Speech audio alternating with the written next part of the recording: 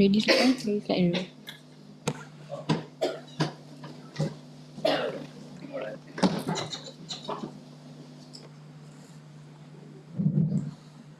We convey our appreciation to Yang Berusaha Encik Ahmad Azri Zainal, Head of Corporate Social Responsibility and Corporate Communication, Menteri Besar Selangor Incorporated, for your opening speech and remark earlier. It is with great honour to have you here with this token of appreciation. We are hoping for more corporate collaboration in the future. With that, I warmly welcome Associate Professor Dr. Zalizi Abdurrahman, Deputy Dean of Student Affairs, Faculty of Education, to present a token of appreciation to Yang Berusaha Encik Ahmad Azri Zainal, Head of Corporate Social Responsibility and Corporate Communication, Menteri Besar Selangor Incorporated.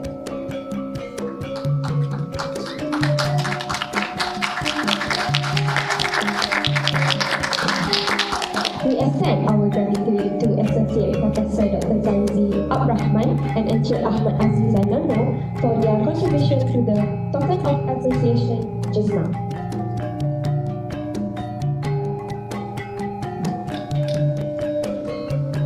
Ladies and gentlemen, without further delay, the event will now proceed with our keynote speech for this morning. With that, I pass the floor to Yang Berusaha, Associate Professor Dr. Sami Razali, Consultant Secretaries, Hospital Sultan Abdullah, UiTM Puncak Alam.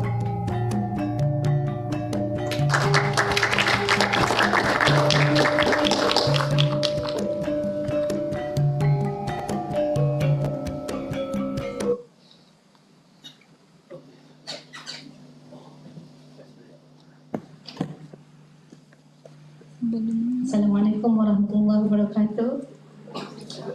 Thank you very much, Madam Chairperson. And thank you very much, Yang Berbahagia Encik Ahmad Azri Zainal, Head of Corporate Social Responsibility and Corporate Communications, Menteri Besar Selangor Incorporated.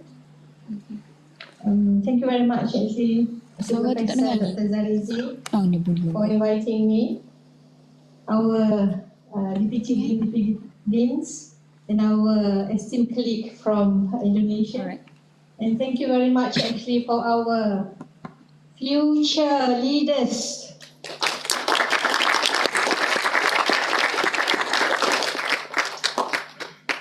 I was given a topic, a very serious topic, very close to me.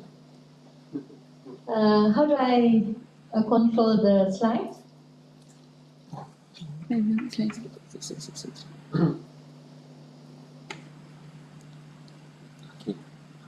Next.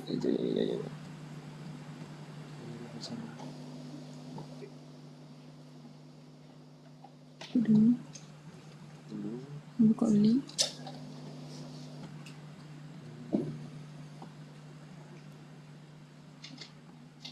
Okay, the topics today, as you all know, substance abuse and mental health concerns among today's Buka terus youth. saja lah. Very Buka big terus sekali topics. Yeah. Aku tak So tahu. I think because the topic is very big and very difficult to address, let us chill first. Next. A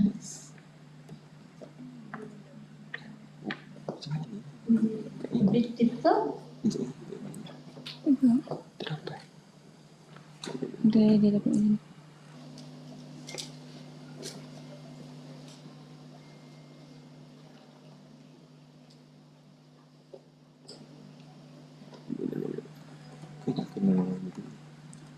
Kena enter. Dia tak ada masuk.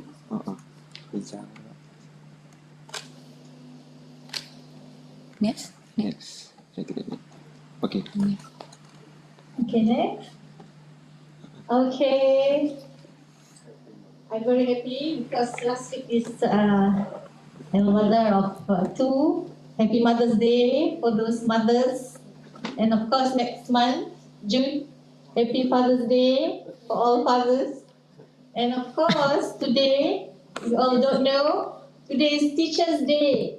Yeah. Happy Teacher's Day to all the lecturers. But actually the utmost happy for us as the lecturers, as the teachers, as a mother and as a father, is when we see our children, yeah, our young generations is happy, having good mental health, and can be, as you all, be the future leaders. That is what makes us happy. Yeah. Next, is the computer happy too?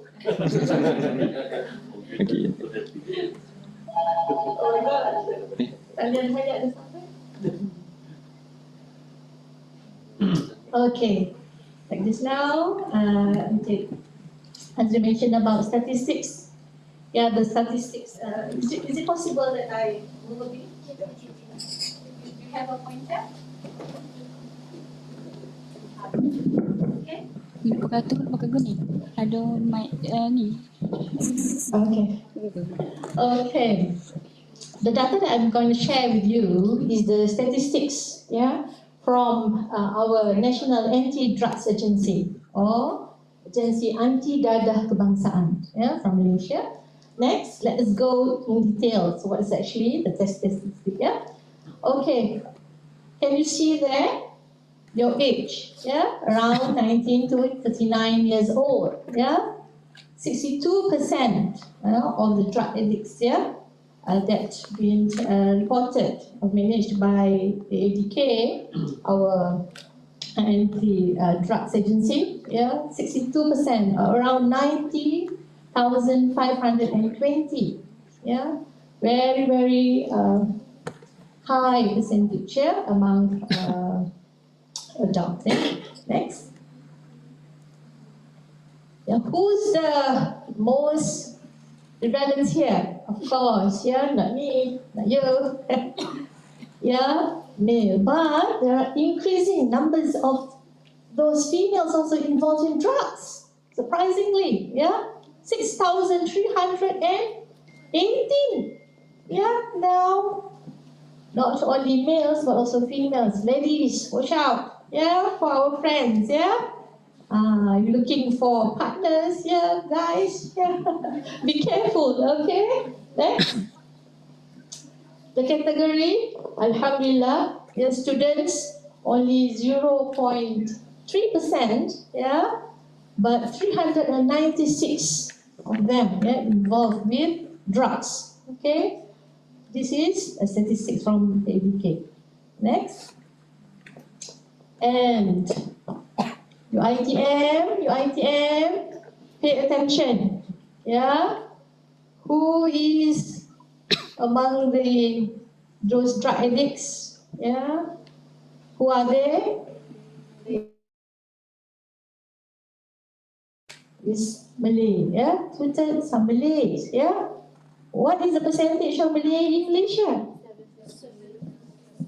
No. Overall, Malay in Malaysia.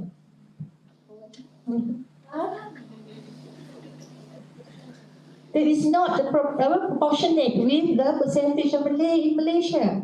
Yeah, Bumi Putra in Malaysia now around 65%. Yeah, Malays are only 50 to 55%. Yeah, this percentage is higher. Yeah, that is not the great percentage for us to be drug addicts. Yeah, okay. Next. Okay, do you know about all this? Because we are talking about substance use today. Do you know all about this? Yeah. Last time, ganja or marijuana, yeah, is the highest, drugs that being consumed by drug addicts, yeah. But nowadays, amphetamine, yeah, amphetamine and amphetamine derivatives is the most being consumed by drug addicts, yeah, followed by opiates, yeah, and also psychotropic pills, yeah. You want to understand substance use, yeah, drug addiction, you have to know what they are using, yeah. But not only those drugs, you also have to know lain others, yeah. Can you give me examples of lain other drugs that have been used? Ada orang Kedah tak? Orang Kedah.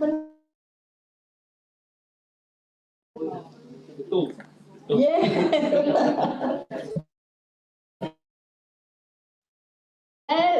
most important drugs which is considered as important for us as psychiatrists, which is can cause mental health problems also, next. Okay, I'm from Perak. Look at that. Who's from Johor? Kat tangan. Who's from Johor? Yeah, look at that. Yeah. Who's from Kedah? Kedah tadi. Kedah Perlis. Kedah Perlis. Tak nak ngaku dah. Yeah. And who's from Kelantan? Kelantan. Yeah. Unfortunately, look at the next slide. Sorry. Okay. Yes, look at that. Those who received rehabilitation, look at Johor. Even though the percentage is very high, those who seek treatments from AADK, not as many as in Kelantan and Perlis. So, Alhamdulillah, Perlis, Kelantan and Kedah, receive quite numbers of treatment. Okay, but this one also we need to check whether AADK have given proper statistics or not to create this map. Okay, next. Okay, Malaysia also have data, or what we call Malaysia Youth Bank System, to look into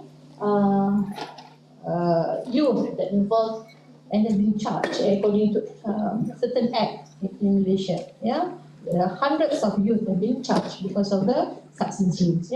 Next. What about from mental health perspective? If you want to do whatever articles, you want to do writings on mental health, you have to refer to our National Health and Mobility Survey. Our National Institute of Health. Have you been to Siti Alam? It's very big, white building, next to your shopping center. National Institute of Health. Every year we have a survey, National Health and Mobility Survey, and look at that. Every 1 in 2 of young people of Malaysians, involved with some kind of substance. But this one include also. This is common among very common, among young adult. But you are. Cigarette smoking, cigarette. Cigarette is also considered as substance. It's considered as substances also. And 1 in 2, about 11% involved in 11% involved in alcohol. It's not surprising anymore. I'm a psychiatrist from hospital just next to your faculty. Now I have one patient, very beautiful, like you, like her, like me. She's actually drinking alcohol. Muslim, wearing tudung. So alcohol is also a problem. A problem. Next. Okay.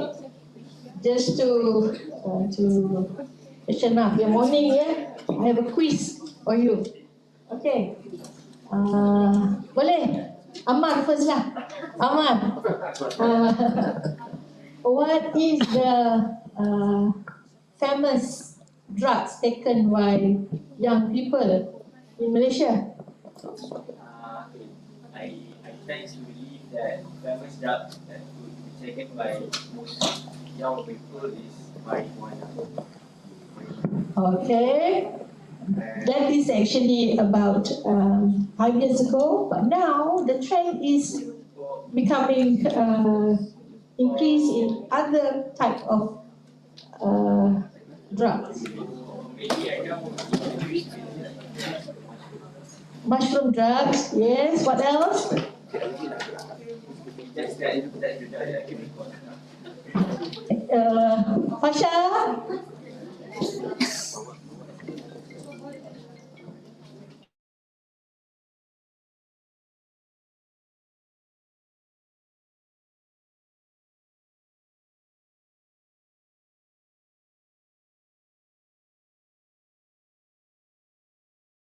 Earlier slide. Amphetamine. Come. Yang ni under your pension Okay. kelakar SNF. ada IG dia. Ada. Kita I have another book. Okay. Boleh tulis, boleh tag. What is one of the common substance taken in northern Malaysia? SNF. SMF. Common substance northern Malaysia. Yeah. Ni yang kami punya SNF. Tobacco boleh lah. Tobacco ni mana-mana pun memang cigarette di northern Malaysia ke, southern Malaysia ke, boleh. Ya. One of the most important also is daun ketung. Tadi kita mention kan? Okay, so the talk will continue like that so that you pay attention. Okay, what is the most important? Last time is ganja. Nowadays, it's amphetamine. Why is it important? Because I'm a psychiatrist. Yeah, because the effect of ganja and also amphetamine, is very, very difficult to treat. Yeah, very, very difficult to treat. Last time we talked about opiate, heroin. Yeah, heroin nowadays is easy for us to treat, but amphetamine and ganja is difficult to treat. Yeah, so we have to know that it's increasing trend for the difficult drugs to treat. Yeah, that have been used by our young people. Next we go to our mental health problems. Okay, depression. Remember, NHMS is National Health and Mobility Survey in Malaysia. The survey involves our nationwide in Malaysia.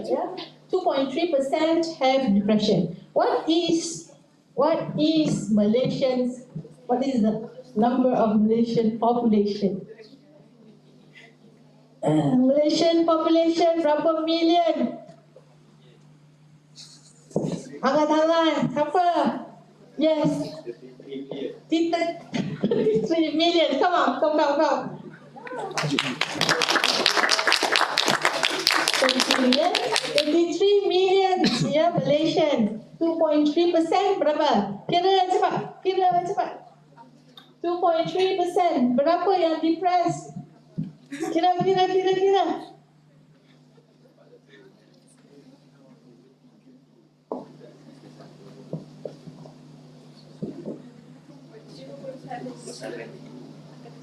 Saya tak kira. Kira betul? Berapa? 759 ribu. Ramai tak orang depressed di Malaysia? 759 di Indonesia berapa? Kalau statistiknya sama, 2.3% kali berapa juta rakyat Indonesia? So there's so many Malaysians are depressed. About 52% of 50? 2% of 50.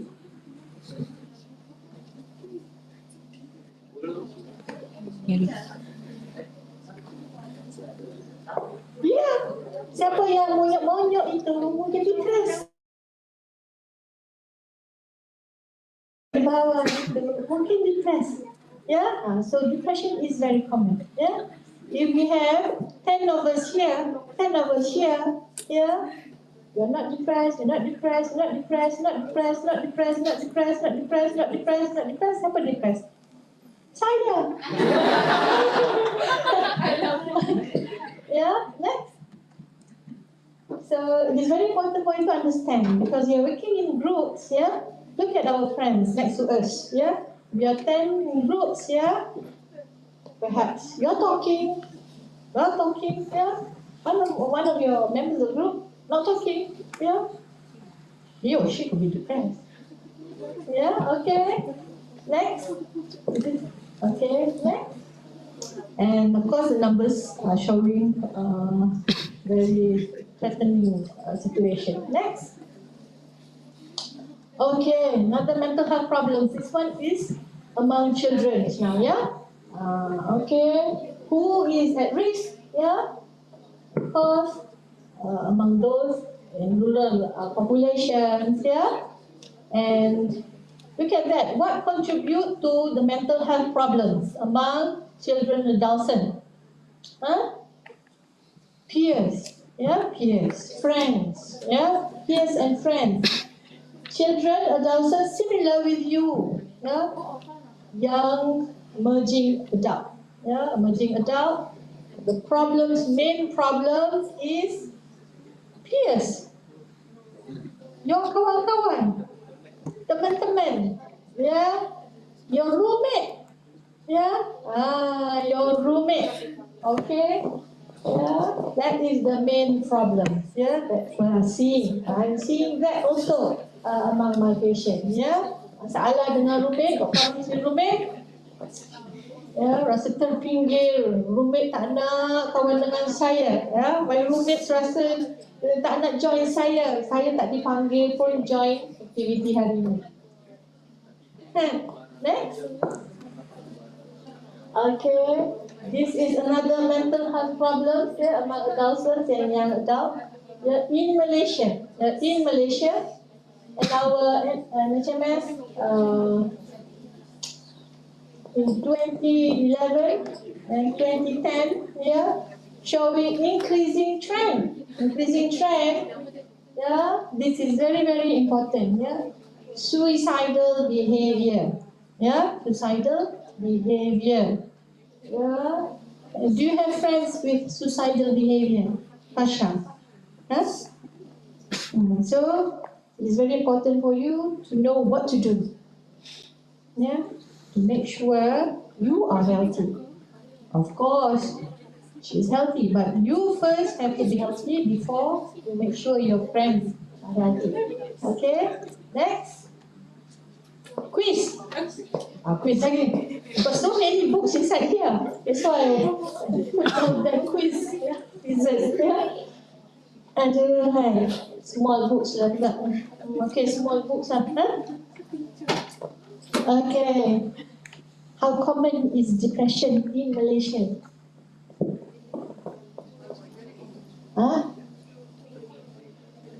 How common? 2.3%. Come.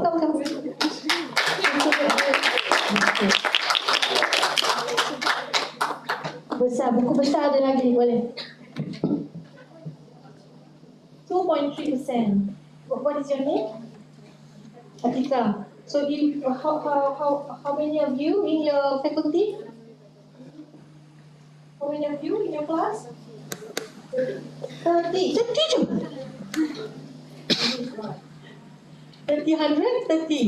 people in the class. In the faculty?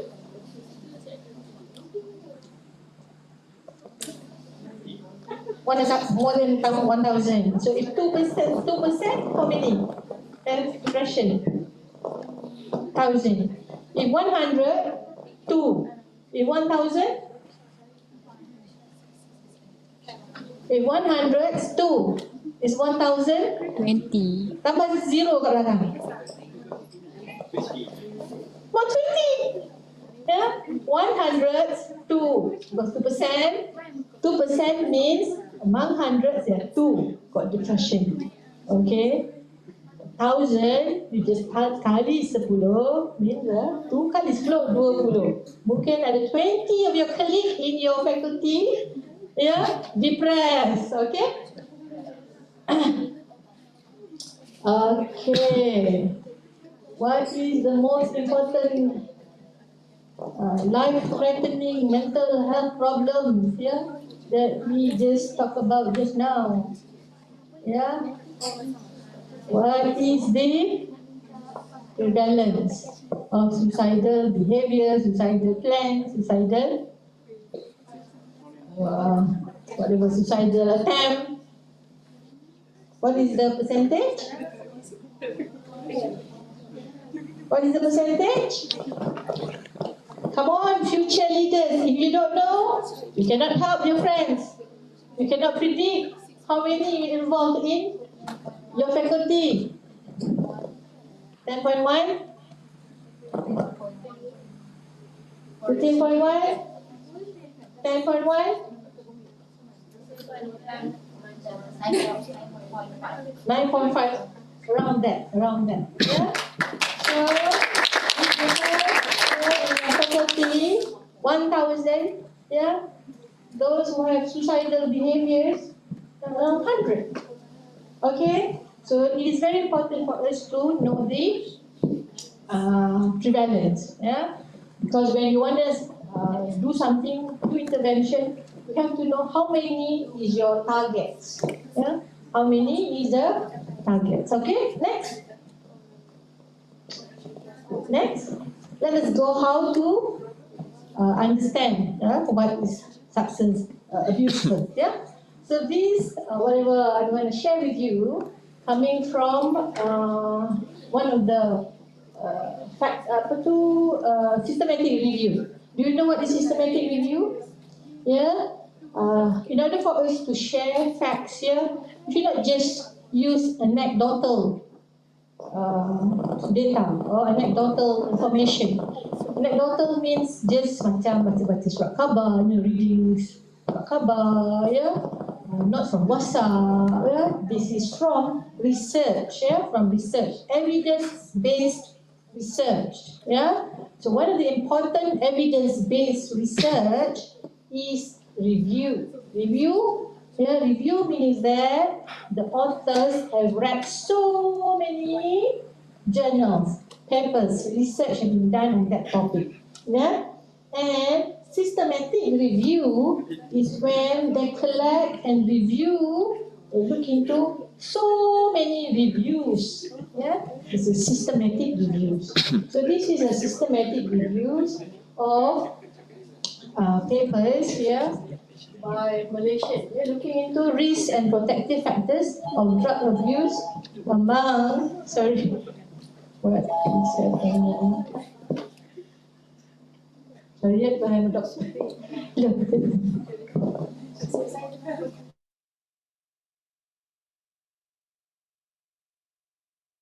Because I'm a consultant in that hospital.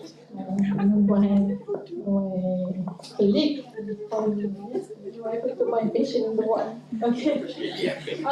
So next. So look at our reviews. Yeah, what is happening in Malaysia. So what is it?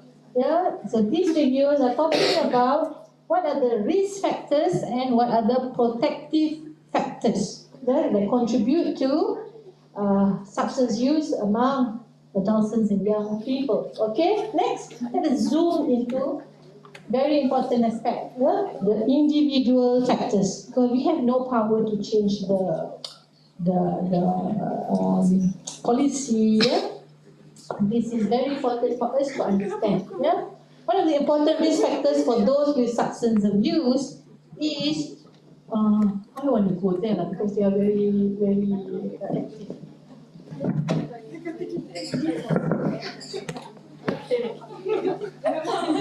Okay.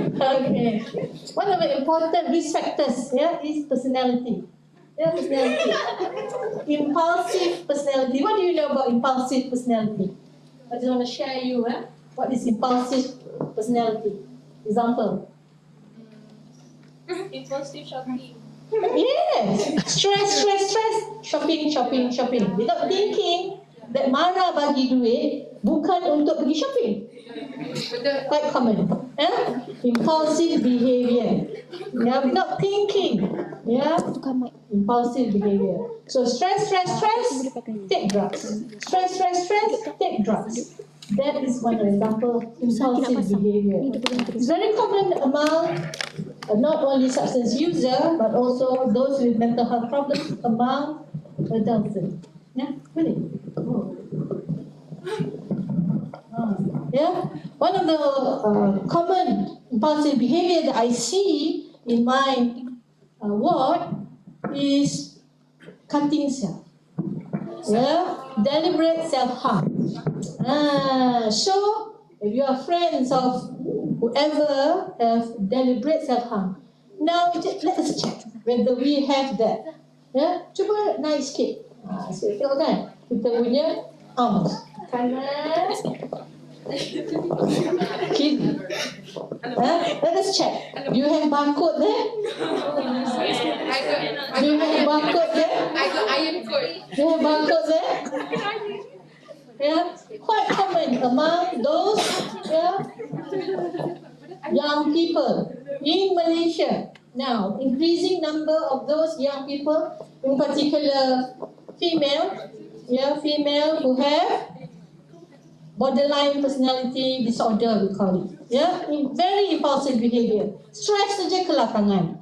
Stress, cut themselves. Yeah, this is very common, very very common. Yeah, so that is one of the factors. Yeah, this factor personality. Yeah, of course they have poor emotional regulation. They have various traits, and alexithymia is the traits where they have difficulty to tell doctors what is actually their problem.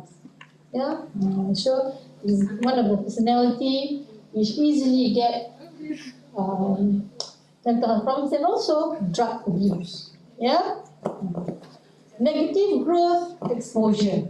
Another important problems that increase risk for substance use is family dynamic.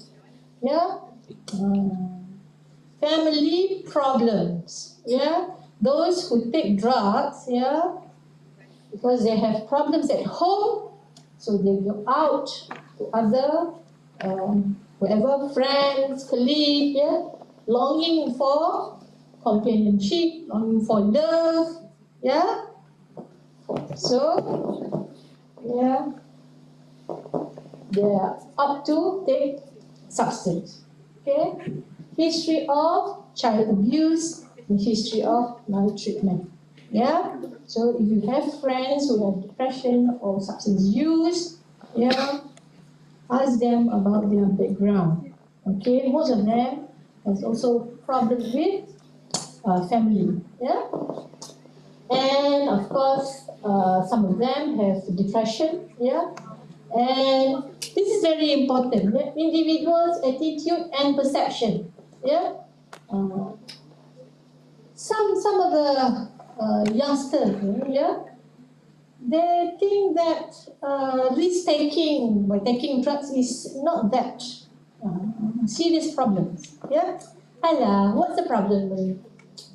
Minum sikit-sikit je, betul. What's the problem? Come on, chill. Huh? So smoking, kan? What's the problem? Nothing happened. Everybody smokes, yeah. So no problems, yeah. So that is one of the important risks, yeah, because youngsters do not know about the consequence, yeah, the implications of smoking, yeah, drugs, yeah. So it is very important for you also know what is the consequence of drugs. After this, I will share with you. Okay? And personality, attitude, the protective there. If you're optimistic, yeah, the one who thinks about your health, it can protect you from substance use. Okay? Next. Quiz. Yeah. I did mention just now one personality which is very important. Yeah. What personality is that? What? What personality is that? Impulsive trait, yes. What do we call the personality that I say? Borderline personality. Yeah, borderline personality disorders. Yeah. This is very common. Very common. Ya, ada buku lagi tak? Kita tengok dulu ada buku lagi tak? Ada. Ada. Okay. Borderline personality disorders. Ada buku. Okay.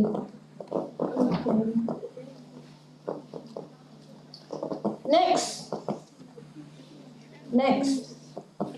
Okay. What are the consequences? Just now we know those with certain personalities here easily have this substance use. Yeah. What are the consequences? Yeah. Next. So this data or information that I shared with you, yeah, is from the Lancet just now. Yeah, Lancet is the most important journals, yeah, for doctors, yeah, to refer to. Yeah. Any lecturers here? Anybody lecturers here? Tak ada lecturer? Tak ada ya? Tak ada among you lecturers? Tak ada, ataupun tak berani lah sebut dia lecturer. Yeah, lecturers, yeah, they're looking into impact factors of the whatever journals. Yeah, impact factors. Malaysian researchers ni, yeah, kalau be able to publish in Lancet, wah, UiTM tepuk tangan lah, Lancet. Yeah, I managed to publish one paper in Lancet lah, tapi not as a principal investigator. Yeah, as a co-investigator in Lancet. Yeah, because the impact factor is 76. Yeah, Malaysian journals pun lebih kurang 2-3 the best impact factor. Lancet 76. Okay, so why young people substance use matters for global health? Next. Okay, this is the consequence of substance use. First, mental health problems. Yeah? Usually, they will have polysubstance use. Yeah? Polysubstance use. Yeah? Kalau kita naik tangga, like this, naik tangga, okay. First is smoking. Yeah? First is smoking. Yeah? Then up, marijuana. Okay? Up, marijuana. Up lagi, yeah, amphetamine. Okay, up lagi, opiate. Okay, then polysubstance use. Okay, why this is happening? Because drugs can have what we call tolerance and withdrawal. They are dependent to the substance. Yeah. Why is that? If you are smokers or tea, coffee. Yeah? You're addicted to coffee. Yeah. If you're not taking coffee, you feel agitated, nervous, restless. Why? Because you are addicted, and by not taking it, you have these withdrawal symptoms. Yeah. So to get the effect, yeah, you will tend to continue taking it. Yeah, and once your tolerance, when the dose, yeah, has increased further, you become tolerant, meaning that the same dose doesn't give effect anymore. So you have to increase the dose. Yeah, you have to increase the dose. If you're taking drugs, initially, yeah, rokok ganja just mungkin RM10 sebatang, not enough for you 1 week. You have to increase the dose some more. Jadi mungkin seminggu 3 batang. Increase further 5 batang. Yeah. Then you become tolerance to ganja, up lagi. Amphetamine pula. You got this, you goyang. Happy goyang, crack, pergi dangdut. masuk sebiji dalam air. Ya. So those keep increasing to a more severe and severe substance. It causes substance dependence, addiction, depression, anxiety, psychosis. This is the one that many of you don't know.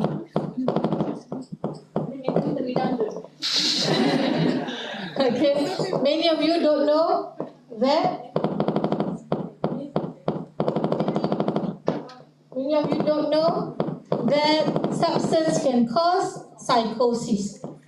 Yeah, substance can cause psychosis. Yeah. What is psychosis? Who knows what is psychosis? Kena panggil technician. Ada technician tak kat luar? What is psychosis? Sebab mic, sebab teknik speaker.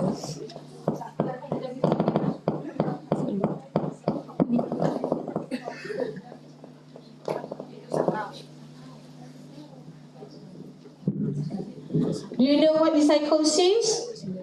Let me give examples of psychosis. Yeah. Imagine that we are here, then suddenly your friends are talking to, don't know, somebody coming from their perspective. Yeah? Somebody coming. Look at that. Somebody coming here. He is sitting there. Can you see? Wow, there's someone there. Wow, very handsome. Very handsome. Can you see that? Can you see that? Yes, very tall. He's talking to you. Can you hear that?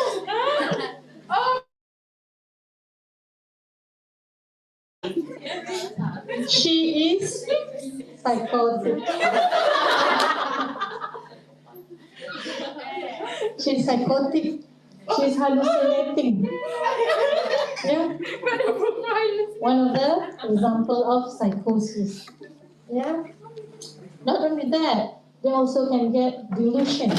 Yeah. Delusion, believing that something, anything, may be bizarre or non-bizarre. The most common that you see in students, roommate saya tu, my roommate, oh no, I don't know, they don't want to talk to me. My roommate, I don't know, complot. To kill me. They put a camera to stop me, stalking. That is paranoid delusion. Ada juga one examples of delusion among youngsters.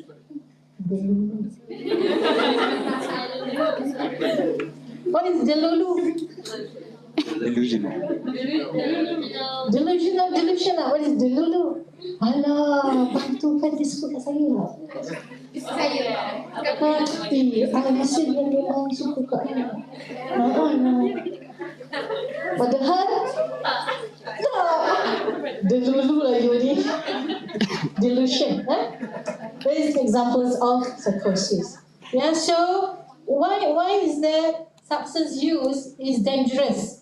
Yeah, I give you an example. Who want to be with me to do some drama? Come. Very handsome tall guy. Come. You lah. Be confident. You're gonna be a leader. Okay, I just want to demonstrate why substance use is dangerous. Yeah, because of mental illness. Yeah, ambil ganja, ambil ecstasy, boleh menyebabkan, can cause you kill somebody. Okay. Let's say you have a mental health problem. You have psychosis due to ecstasy. Okay. If let's say this is me, your mother. Okay, nama you siapa? Danish baru balik. Is it okay that I'm speaking? Danish baru balik ya. Ini Mama sudah siapkan kamu mie goreng. So habis dulunya. Ya. Ambillah. Tapi those who are deluded may think that it's not mie goreng. Mungkin if they got this hallucination or illusion, me now turn to cacing ular. Mama nak bagi mie goreng, tapi you nampak apa? Cacing ular. Then you got this deluded thinking. Kenapa mak aku nak bagi ular cacing kat aku ni? Mak ni nak bunuh aku ke? Bagi ular kat aku. Because you are deluded. Kan? So, all this paranoid thinking, isn't it? Okay. Then some more, when I give you spoon. What is it?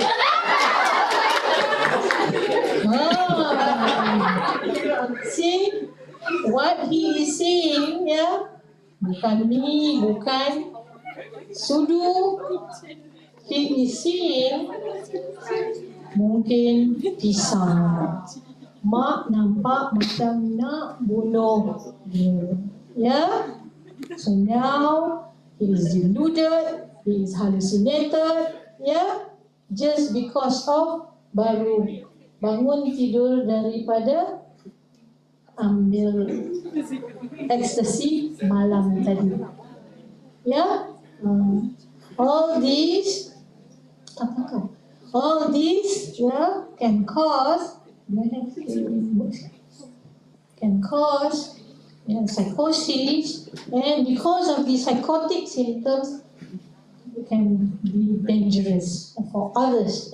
You read newspapers, sometimes you hear that the son pernah dengar yang potong kaki atuknya, yang penggal kepalanya. Most of that is substance-induced psychosis. More dangerous than pure schizophrenia. Ecstasy and vitamin-based substance can cause more dangerous behavior than schizophrenia, because the psychosis involve paranoid delusion, illusion, everything. So be careful the consequence of substance use.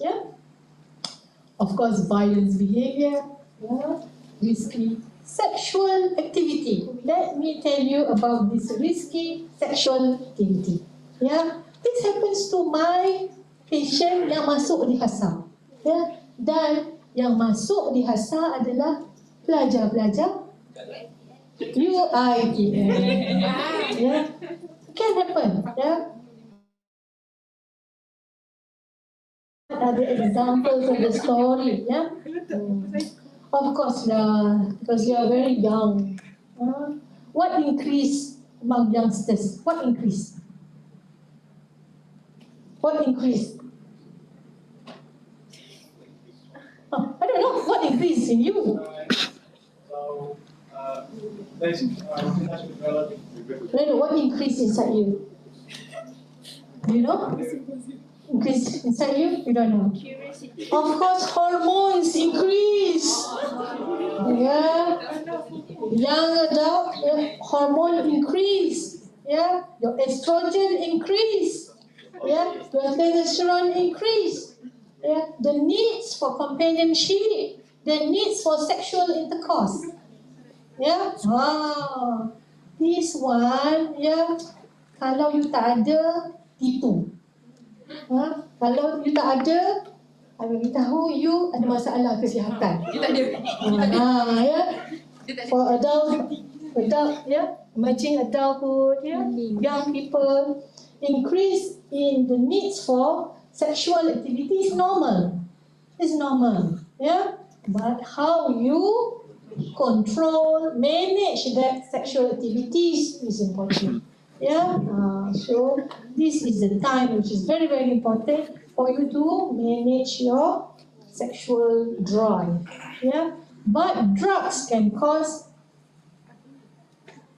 risky sexual activity. Yeah, apa namanya tadi? Lupa dah. Bukan fasya dah ya, nama bukan fasya. Bukan fasya, increase sexual drive, you know. Nak dating dengan bukan sorry. Bukan Zaki. Bukan fasya, ya. Because increase sexual drive, jumpa ni mata sikit dengan bukan Zaki, ya. So bukan fasya, jumpa dengan bukan Zaki, ya. Dating, ya. Not only bukan Zaki, but also bukan big guy there and bukan So dating, what happens to fasya? No, bukan fasya. What happened to bukan fasya? Yeah. This is a real story, yeah. Quite a number of them, yeah. This bukan Zaki and the gang, yeah, will use certain drugs and put the drugs inside their drinks. Yeah, inside their drinks. This is very common happen. Yeah, gangs of bukan Zaki invite bukan fasya to whatever mama put drugs inside there and bring bukan fasya to apartment. You are non-resident, yeah. Okay, and bukan fasya will be the victims of these risky sexual activities. Yeah, I have encountered so many cases of students being raped by group of colleagues, but raped by group of colleagues yang you kenal, and from early morning up until tomorrow morning, bergilir-gilir, that bukan fasya, is raped by gang rape. This is very, very traumatic, experience for bukan fasya. It happens. Last time we call this youngsters, kita panggil bosian dengan bojan. Last time lah. Tapi sekarang that term dah tak banyak digunakan lagi. Bosian ni girls yang suka naik motor belakang motoris tu bojan, yang duduk kat belakang tu bosian. Dibawa ke apartments, being raped by groups of bojan. So this is what happened to those with substance abuse. Because we have problems, those banyak lo jumpa in our setting. Okay, of course, suicide behavior is now, and of course physical problems also, overdose, overdose medications, so many problems. You can die because of overdose. Road traffic accidents. Okay. HIV/AIDS, HIV/AIDS really, because sexual problems, because of taking drugs, and of course criminal activities, because tak ada duit, curi, tak ada duit, rompak, then of course like our drama just now, can end up in jail because of becoming somebody who kills somebody they know. And of course as students, I tak pernah jumpa lagi drug abusers ni among those who are excellent in class. Most of them have problems with their education. Next. Pukul berapa ya? Dah habis cerita. I don't know. Next. Of course, not only now, if you're taking drugs now, the consequence happen also for your future. For your future, you will continue taking drugs because of the tolerance and also the addiction and the dependence I mentioned just now. You continue having all these mental health problems, mental illness, but you have increased risk for cardiovascular diseases, cancers, all that list, yeah, HIV/AIDS, yeah, and all other social problems such as unemployment, financial problem, family formation, yeah. This is transgenerational problem, yeah. Your father take drugs, you got mental problems because your father take drugs, you follow their behavior because your father take drugs, your family disrupted, you end up with mental health problems, you end up with substance use, yeah. It's a intergenerational problem, yeah. And of course, your baby, next generations also have problems. So, the implications of taking drugs is very, very serious. Yeah. Next. Quiz. Quiz. Ada lagi ni. Okay. Masih ni ke? Masih bernyawa ke? Masih bernyawa. Kita sudah lalok tidur. Lalok tidur sudah belum? Belum. Ada lagi ni. Okay. Boleh ya? Siapa mau bagi tahu tentang consequences of substance use? Any consequences? Okay. Criminal activity. Contoh? Merompak. Okay. What else? Psychosis. Yes. Okay. Anything else? Increase sexual activity. What else? Delusion, yes. The delusion. Become delusional. Yes. What else? Yeah? Sexual transmitted. Contoh? HIV/AIDS, syphilis. You name it. Hepatitis B, hepatitis C. You name it. Yeah? Self-harm behavior. Yeah? Yeah? Skip school, of course. Tak pergi lecture. School dah lama skip dah. Tak pergi lecture. Anything else? Huh? Violence behavior, yes. What else? Depression, yes. Somebody depression. Okay. There's so many negative consequences of drugs. Next. And how to address this issue? How to address this issue? Again, my reference is Lancet. Yeah? This is a very impactful data. Yeah? Okay, next. Okay, Lancet is actually having a series of how to manage substance use among young people. So one of the series is prevention, early intervention, harm reduction, and treatment of substance use in young people. Okay, next.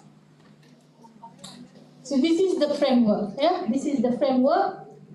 Yeah. Not only we have to treat, yeah, the person, yeah, that is having that drug abuse, but also in a bigger population. Yeah, we have to follow the socio-ecological model. Yeah. So not only you have to manage students with mental health problems, Pasha, who should we manage?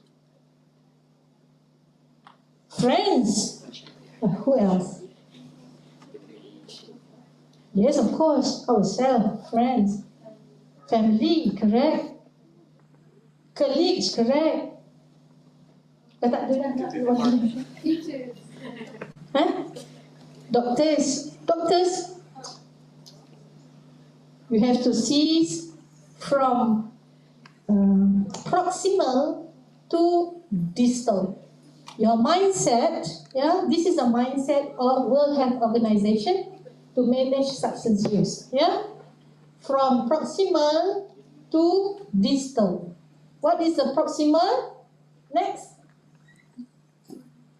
Next. Banyak sangat ni. Next. Mungkin saya nak tunjuk, saya nak wrap up dah sebenarnya. Ya.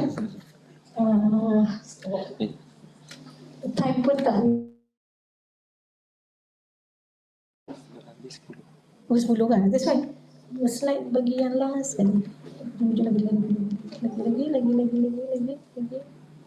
Okay. Okay. Yang cantik lah. Okay. In order to manage mental health problems of substance use, we have to look from proximal to distal. Yeah, proximal to distal. Proximal means the person who has the problem, individual. Yeah, then the colleague, and then the family, the supervisor, the work, the university. Yeah, then we go community. And we go to policy, guideline. What is your opinion on siapa UiTM atas kan? Do we have UiTM policy on mental health among students? Siti Awal? No! We don't have the policy on mental health. No. So we should have a policy not specific to students with mental health. Not sure. Right. Tak ada. Yeah. So we have to be comprehensive to look into what are the problems from individual perspective to family perspective to school perspective to university perspective, yeah, to the community perspective, to the policy, to the guideline, to the media, yeah. What media talks about what substance use? Alhamdulillah tak ada busy kan?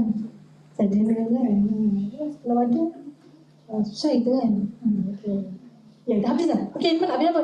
Okay, so when you are doing whatever discussion on addressing mental health problems and substance use, please broaden your mind, not only talking about young people with mental health problems or substance use, yeah, but also the distal part of it, the distal element, yeah, like policies, guidelines, the use of media, yeah. So that is very, very important for us to be comprehensive in managing mental health problems and also substance use. I think that's all from me. We can discuss further in the discussion section. I got another one last for Fasha because Fasha is now bukan Fasha. Okay. Thank you very much. Assalamualaikum warahmatullahi wabarakatuh.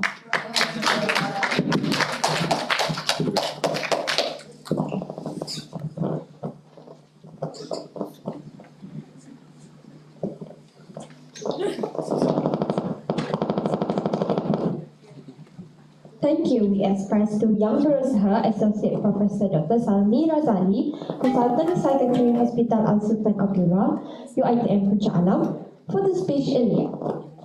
Next, we will proceed our ceremony today with the Q&A session. Anyone with a question to ask may raise your hand and our committee members will assist you.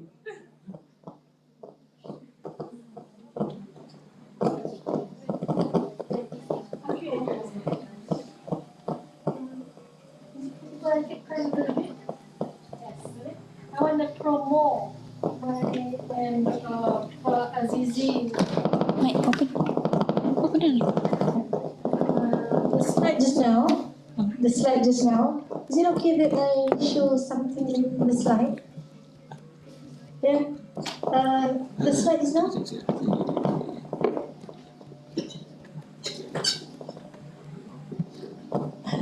Sorry. You go to. Let me see the slide.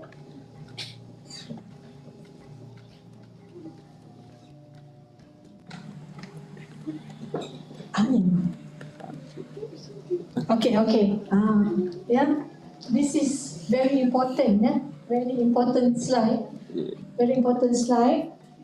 This is the effort from so many authors, so many lecturers from UiTM. Yeah, we have the books. Some of you got the books. Yeah? Some of you got the books. Yeah, actually the books available at anyflip.com. It's free of charge. Yeah, in the form of ebook. Yeah, in the form of ebook. Yeah, so you can just browse here and get the ebooks. Yeah, from anyflip.com. Yeah, just put there health and wellness and beauty. And this is the principle of how to be healthy. Yeah, not only looking into physical aspect, but the whole aspect as human beings. Yeah, social, spiritual, physical, and mental health. And for the social just now, like I mentioned, not only looking into individual, but also family from a proximal part, yeah, to the distal relationship with us. Okay. So, if you want to discuss further what we should do, you can use our books as a reference. Thank you.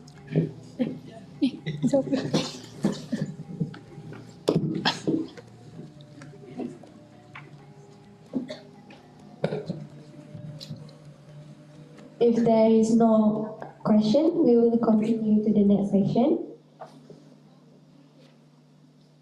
No question from UNG. Go lah.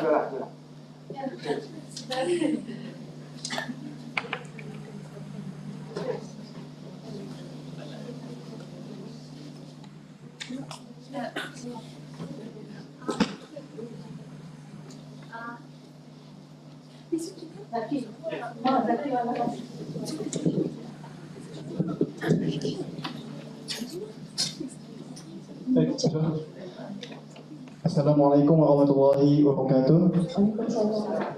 Thank you for the opportunity for me to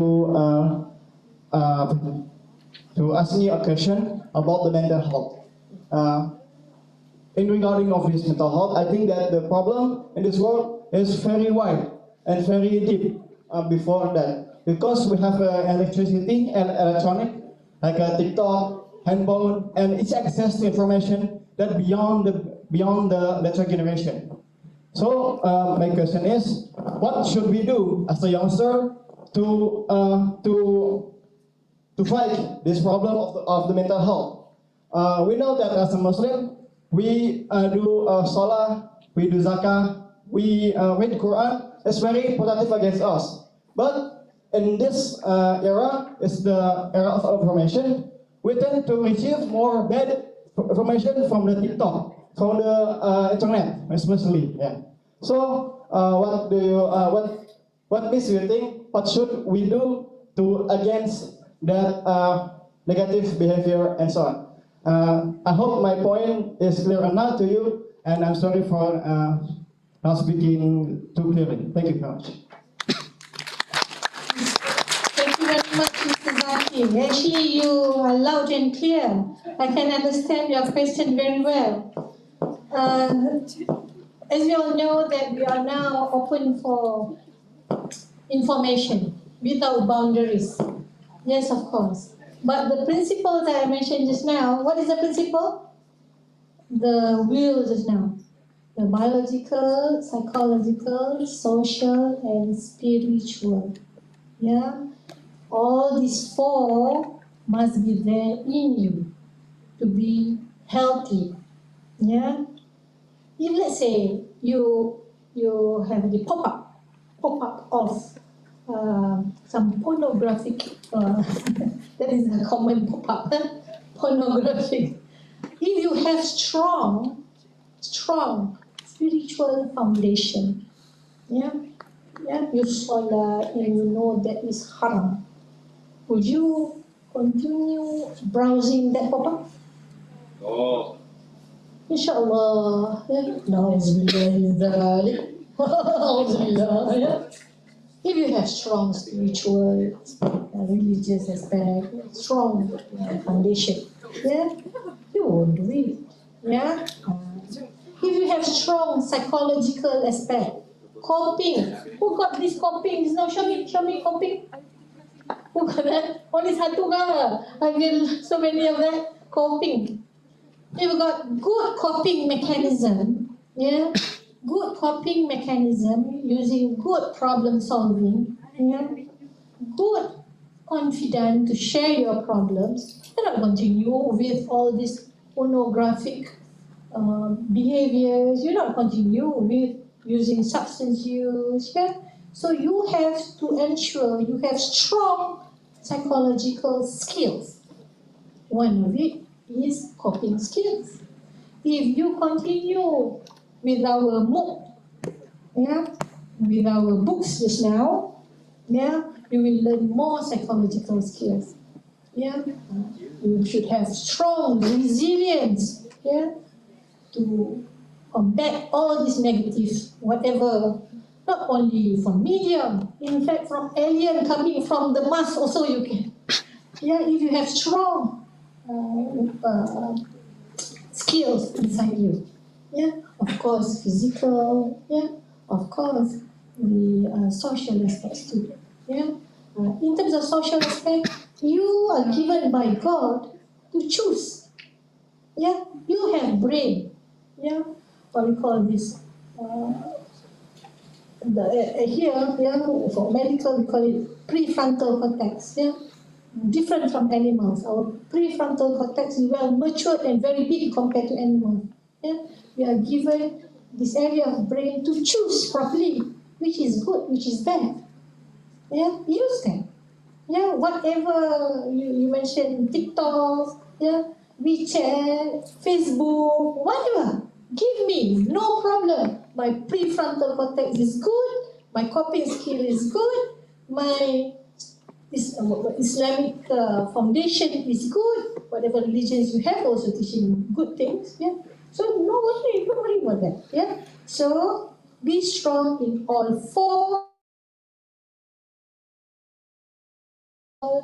Your socials, yeah, your spirituals, and also your psychological aspect. Is that answer your question? Boleh Zaki? Yes, Zaki. Okay. Any more questions? From Thailand. From Thailand? From Thailand. Yes. Thailand. I cannot speak Thailand. I just come back from Bangkok last week. Assalamualaikum warahmatullahi wabarakatuh. Waalaikumsalam. My name is Viola Maharani Zamir Ayu from Faculty of Education, Universitas Negeri Jakarta. Thank you so much, Dr. Salmi, for your clear explanation. I want to ask something about, you said that earlier, policy for mental health is required for university. Yes. Yeah. What kind of policy it is, and how can that policy works to reduce the number of mental health issues in university? Oh, thank you. Okay, very good. Very good question. The most important problems that I have as a consultant psychiatrist now, yeah, so many problems, yeah, is combating stigma. Yeah, stigma. Fiona, yang mana? Viola. You're a student or lecturers? Students. Now let's say you are having mental health problems. Yeah. Let's say you are now a degree holder. Undergraduate. If you want to embark on another master program. Yeah? If you want to enroll in University A, and University A give it to you the criteria for joining us. Okay, one of the criteria is, do you have any mental problems? Should you think or not? You should think. QD kerja. Oh, you should not think. If you think, now the VC knows that you have mental problems. Now the VC knows that you, not only VC, now the NC knows that DPD knows that you have mental problems. Do you want that? Do you want everybody to know that you have mental problems? But it's important one. It's important for you to have treatment. So VC has to know. So what is the policy of that university? If you don't have the policy, everybody can just, oh, I don't want my students with any students with mental illness. Huh? We don't want mental students with mental illness. We want those who are clean from mental illness in this university. Is that okay? Is that bias? Is that prejudice? Is that discrimination? No, for you. But for me, as those who have mental health problems, where should I go? I will stick into the low society level. So you are discriminating my patients. If you say, I don't want my university full with those with mental illness. No, you discriminate them. Because mental illness occurs not only because of stress, mental illness occurs because of bio, psycho, social, and spiritual problems. If you have genetic with mental health problems, you are prone to get it. Should you blame them because their father gave them genes of mental health problems? So that is policy. Yeah, it's very important. Yeah, if you want to go to clinics, for example, to my clinics, my hospital, want to take medications for your mental health problems. What is the policy of your hospital? Do they cover your treatment or not?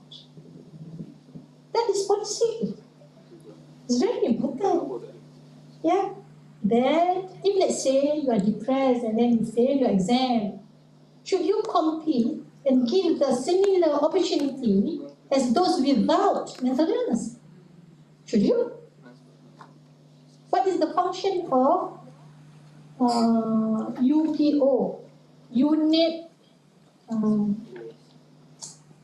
apa PO? OKU. Yeah. In UiTM you have unit disability unit. Yeah. To help those with mental illness. But what is the university policy on that? Yeah. Viola? Yes, policy is important to determine. Yeah. Remember what is the risk, who are at risk for mental health problems, substance use? Those who are in lower socio-economic status. Who holds the policy whether you should be given any allowance, scholarship? Who holds that policy? Not you, but those who, produce the policy. Yeah. So it is very, very important. If you want to discuss, you should talk also about the policies and guidelines on addressing mental health and substance use. Okay? Okay. Yeah. Anything? We can proceed with any more questions right now, since the time is not in our side. Thank you for all the questions that has been asked, and also thank you to Associate Professor Dr. Salmi Razali and those who asked questions earlier. It is with great honor that we would like to present you with a token of appreciation. With that, I welcome Yang Berusaha, Associate Professor Dr. Zarizi Abdul Rahman, Deputy Dean of Student Affairs Faculty of Education, to present a token of appreciation to Yang Berusaha, Associate Professor Dr. Salmi Razali, Consultant Secretary Hospital Al-Sultan Abdullah, UiTM Puncak Alam.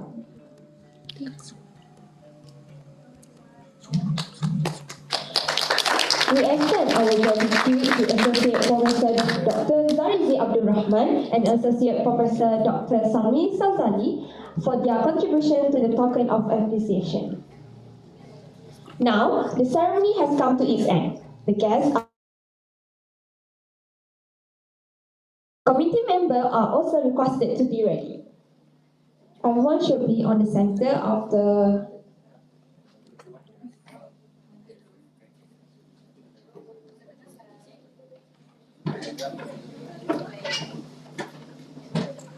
committee members will have to assist with us.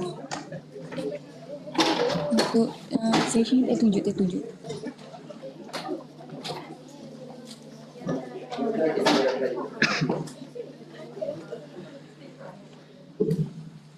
Okay. Photo session.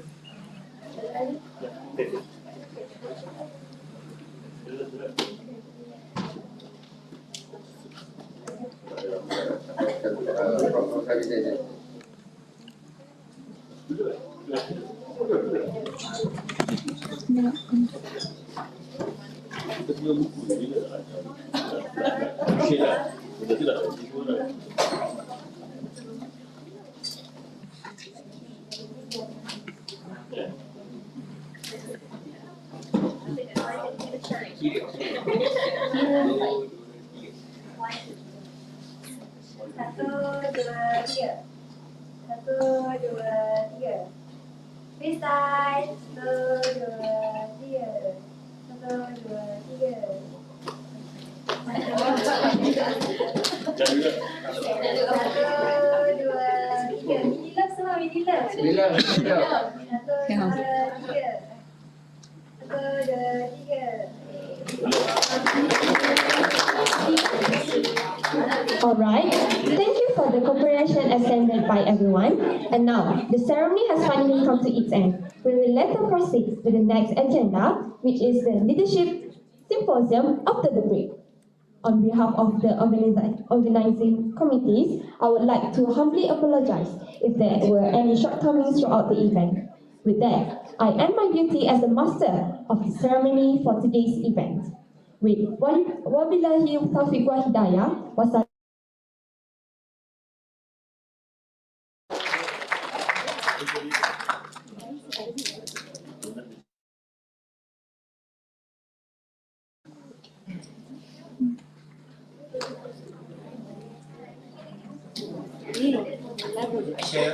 Ada. Tak lagu pun.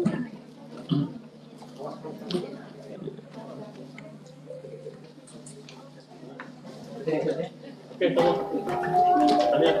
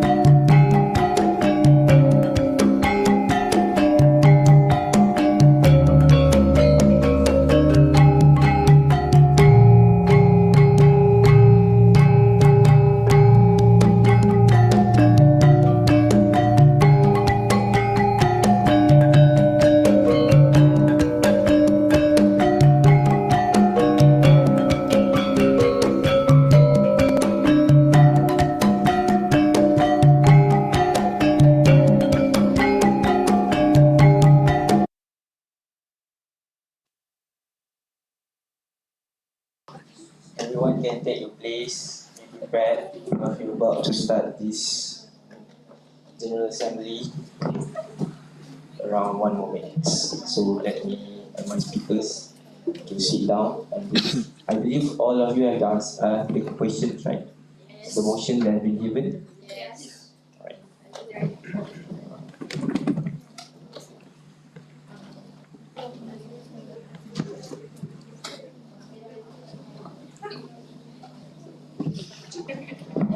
Bismillahirrahmanirrahim. Assalamualaikum warahmatullahi wabarakatuh, and welcome to Leadership Symposium in conjunction with the Global Wellness Leadership Week.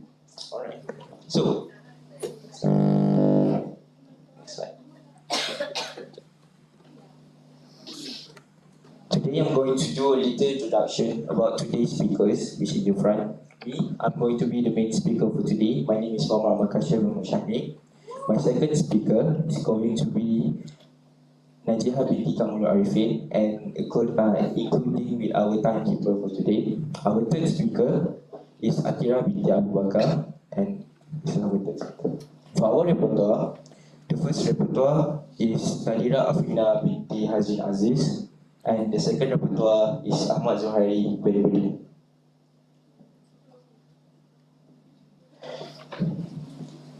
Today, before we even start, I'm going to explain briefly about how this symposium is going to work. Every delegates only have 3 minutes to present your point and to answer the questions. Only 3 minutes. If you wanted to add any more minutes, if you want to ask for more minutes to continue with your points, you may ask for us at the front. If we agree to give you the extra minutes, then you can proceed. But if we don't agree, you cannot proceed. You need to give the mic to the next delegates. And then, for the first motion you're going to be present, you're going to have 4 minutes. 1 minute for your introductions, to introduce yourself, introduce your university, introduce your faculty. And then, 3 minutes to answer the first motion. That's only applicable for the first motion only. Please be reminded. Right. So, before we start with the first motion, I'm going to give a little brief about our topics of today.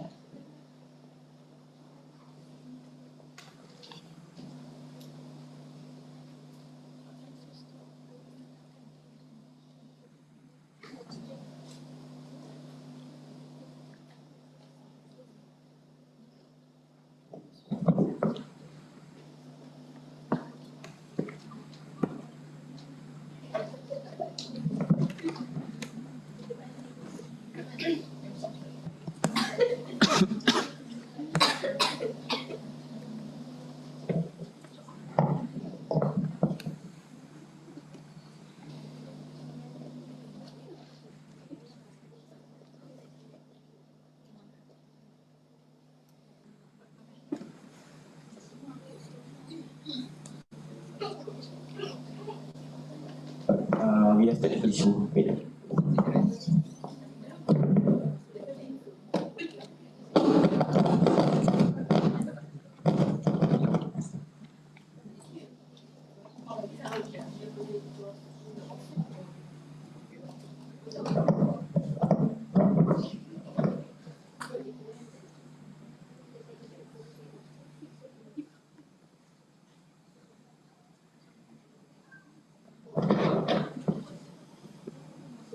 The first theme of today is going to be substance abuse. As you all know, substance abuse among Malaysian youth is a growing problem, with increasing rates of drug and alcohol use. Common substance includes methamphetamine, cannabis, and inhalants.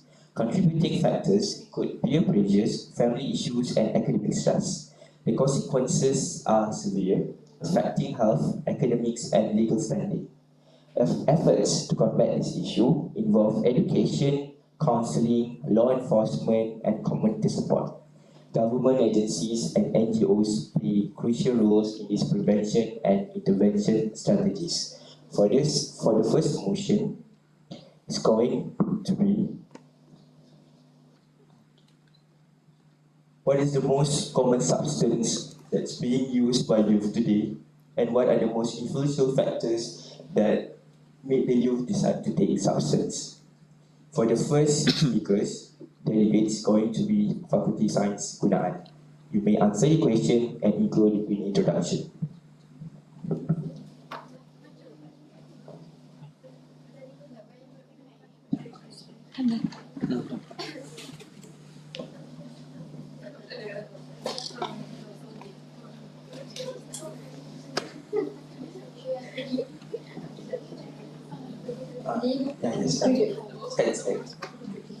Okay. So my name is Assalamualaikum. My name is Nur Ismail and I'm from Faculty of Applied Sciences, UiTM Shah Alam. So I will answer the first question. What is the most common substance being used by youth today? In my opinion, I think nicotine, which is all of us aware and well known that it's present in cigarettes, which is commonly used nowadays among youth. And then, for the next question, what are the most influential factors that make the youth decide to take substance? For me, I think it is peer influence. It is because when we reach at age of youth, we usually spend more time with our friends. For example, we going to unis, we going to hostel, right? So we spend more time with our friends, and it can lead to peer influence and somehow leads to peer pressure. When our friends started to offering us vape, cigarettes, and they offering us, and we start to try new things which is forbidden. So for me, peer influence is the main influential factors. That's all. Thank you. Thank you, Faculty Science Gunaan. Now we're going to, for the second delegate, is going to be Faculty Perhotelan.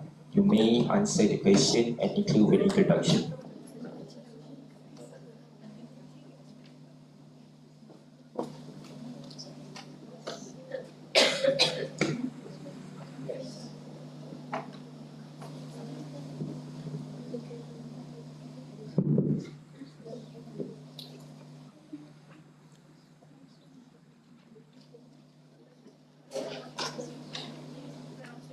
Hi, Assalamualaikum. My name is Siti Hawbindi Zukunan. I'm from UiTM Shah Alam and I'm from Faculty Hotel and Tourism.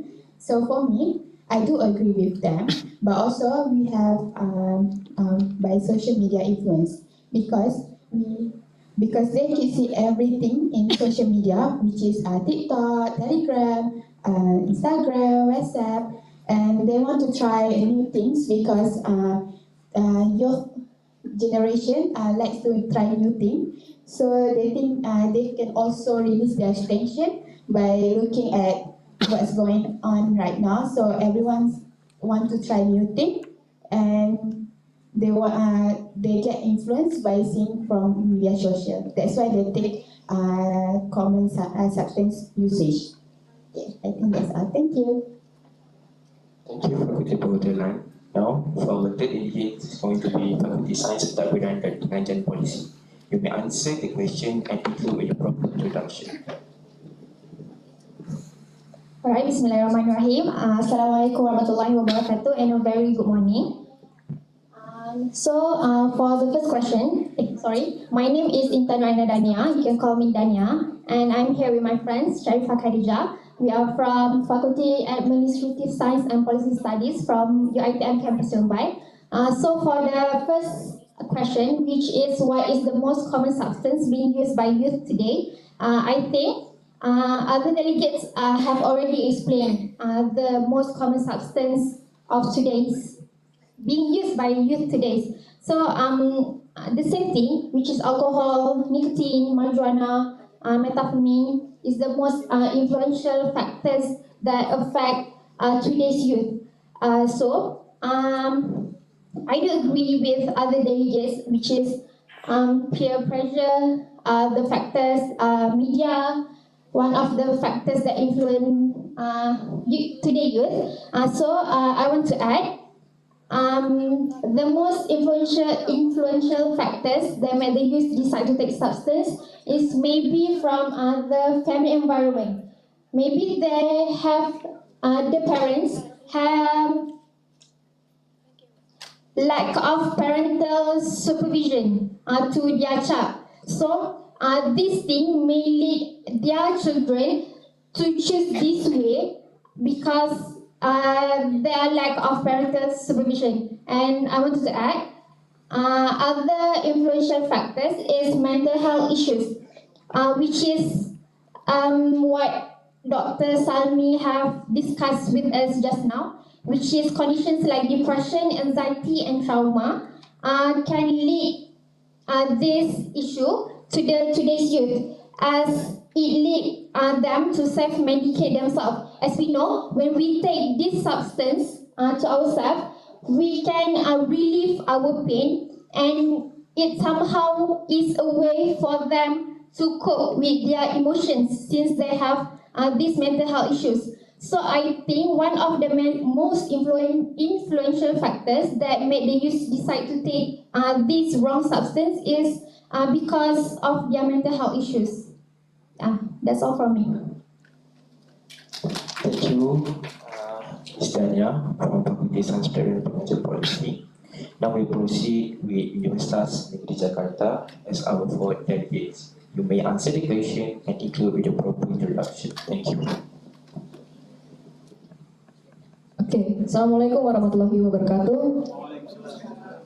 Okay, everybody, I'm Alicia Mraputri. You can call me Icha. I'm from UNJ, from Faculty of Education. So the first question is, what is the most common substance being used by youth today? Is for me is inhalansia. Inhalansia is like lamp, benzene, like that. It's common to us, yeah. When we use motorcycle, we go to pom bensin, ya, gitu. And what are the most influential factors that made the youth decide to take the substance? There are two factors, micro and macro. For the micro factors, there are parents, our parental behaviors, communication, and the home environment can significantly impact the youth mental health. And then the school, academic pressure, and then peer pressures. And for macro factors, there are income resource and social environment and physical environment. That's all from me. Thank you. Thank you, delegates from Universitas Negeri Jakarta. Now we're going to proceed with our fifth delegates, which is Faculty Cawangan. You may answer the question with introduction. Thank you.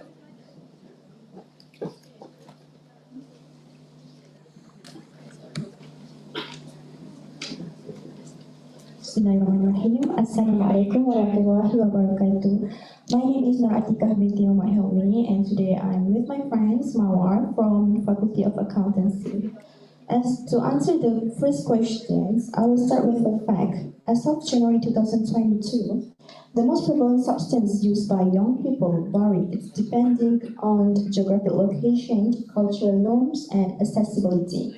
However, according to the World Health Organization's report on April 25, 2024, alcohol remains the most commonly consumed substance, while e-cigarettes have surpassed conventional cigarettes in popularity. To answer the second question, the most influential factors that made the youth decide to take substance is from family environment, and the second factors I would like to share today is peer influence. Okay, for family environment, as highlighted by the Centers for Disease Control and Prevention, CDC, family dynamics, parental substance use, and parenting styles all play a crucial role in shaping a young person's susceptibility to substance use. Secondly, for peer influence, an article written by Umi Omar Bruno from Kampala International University Teaching Hospital, Western Campus Ishaka, Uganda et al. Stated that the desire for acceptance and belonging can lead youth to experiments with substance they might not otherwise consider. Thus, by addressing these factors often entails a multifaceted approach encompassing education's preventive measures, supportive environments, accessibility to mental health resource, and community involvement. That's all from me. Thank you. Thank you, Faculty of Econ. Now, for our 7 delegates, I would like to invite Faculty Penerangan dan Teknologi to continue to answer the motion. You may welcome.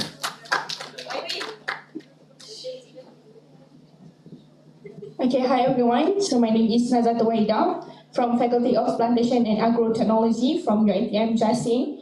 So to be answered the first question, which is what is the most common substance being used by youth today?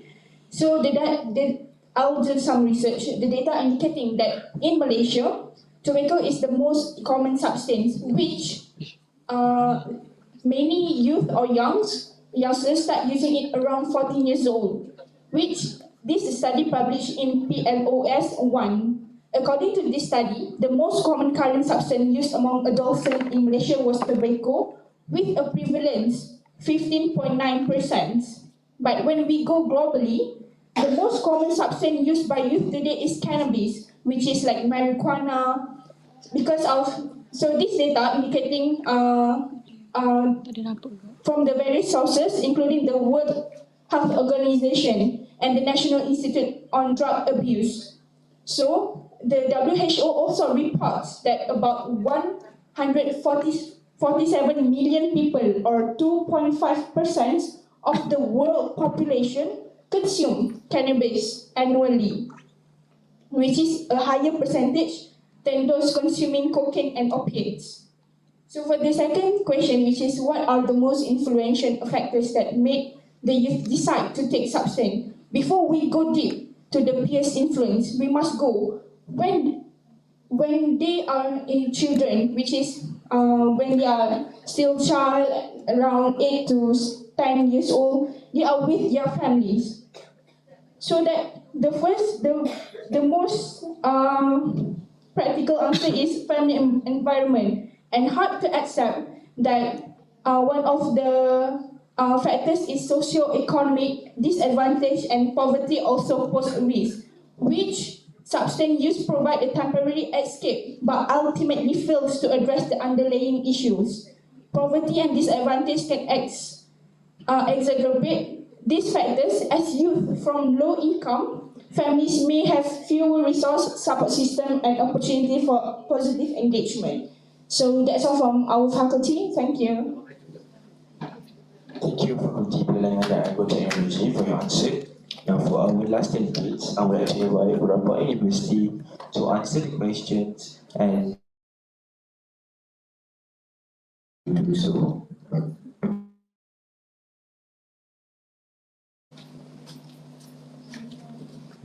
Dah buka. Already open. Okay, hi everyone. My name is Pachala Ponnapha. I'm from Thailand, Burapad University. Okay, question 1. What is the most compound substance being used during young today? Okay, I think ethyl alcohol. And question 2, I think popular media. When the see people drink alcohol in the movie, popular show, and social media. Oh, thank you. Thank you, Gwlw University. Now, I believe that all delegates have answered the first motion. Now, I believe we're going to move to our second motion, which is how can we effectively educate youth about the danger of substance usage? Every turn that I've given just now, please remember your turn, because that's going to be your speaker's turn, right? Thank you. FSD, you may start.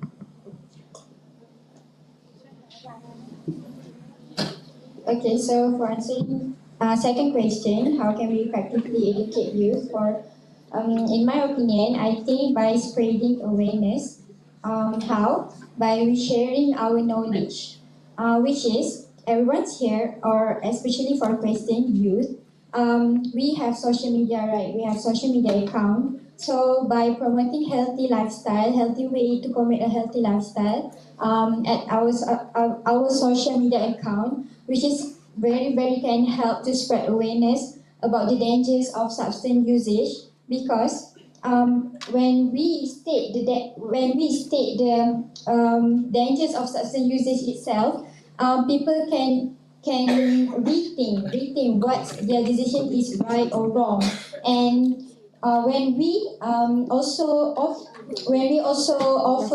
how to commit a healthy lifestyle, people can improve their routine and also improve their emotion. When they improve their emotion, they also can think wisely again. Also, back to the first one, they can rethink their decision, is it right or wrong, and then that's all to prevent them from taking any forbidden substances. For example, like Dr. Sari said just now, example of drugs, which is can lead to which is we just learned just now, which is psychosis, which is hallucination. So that's all from me. Thank you. Thank you, Faculty Science Kunal. Now, Faculty Hotel may proceed with the motion.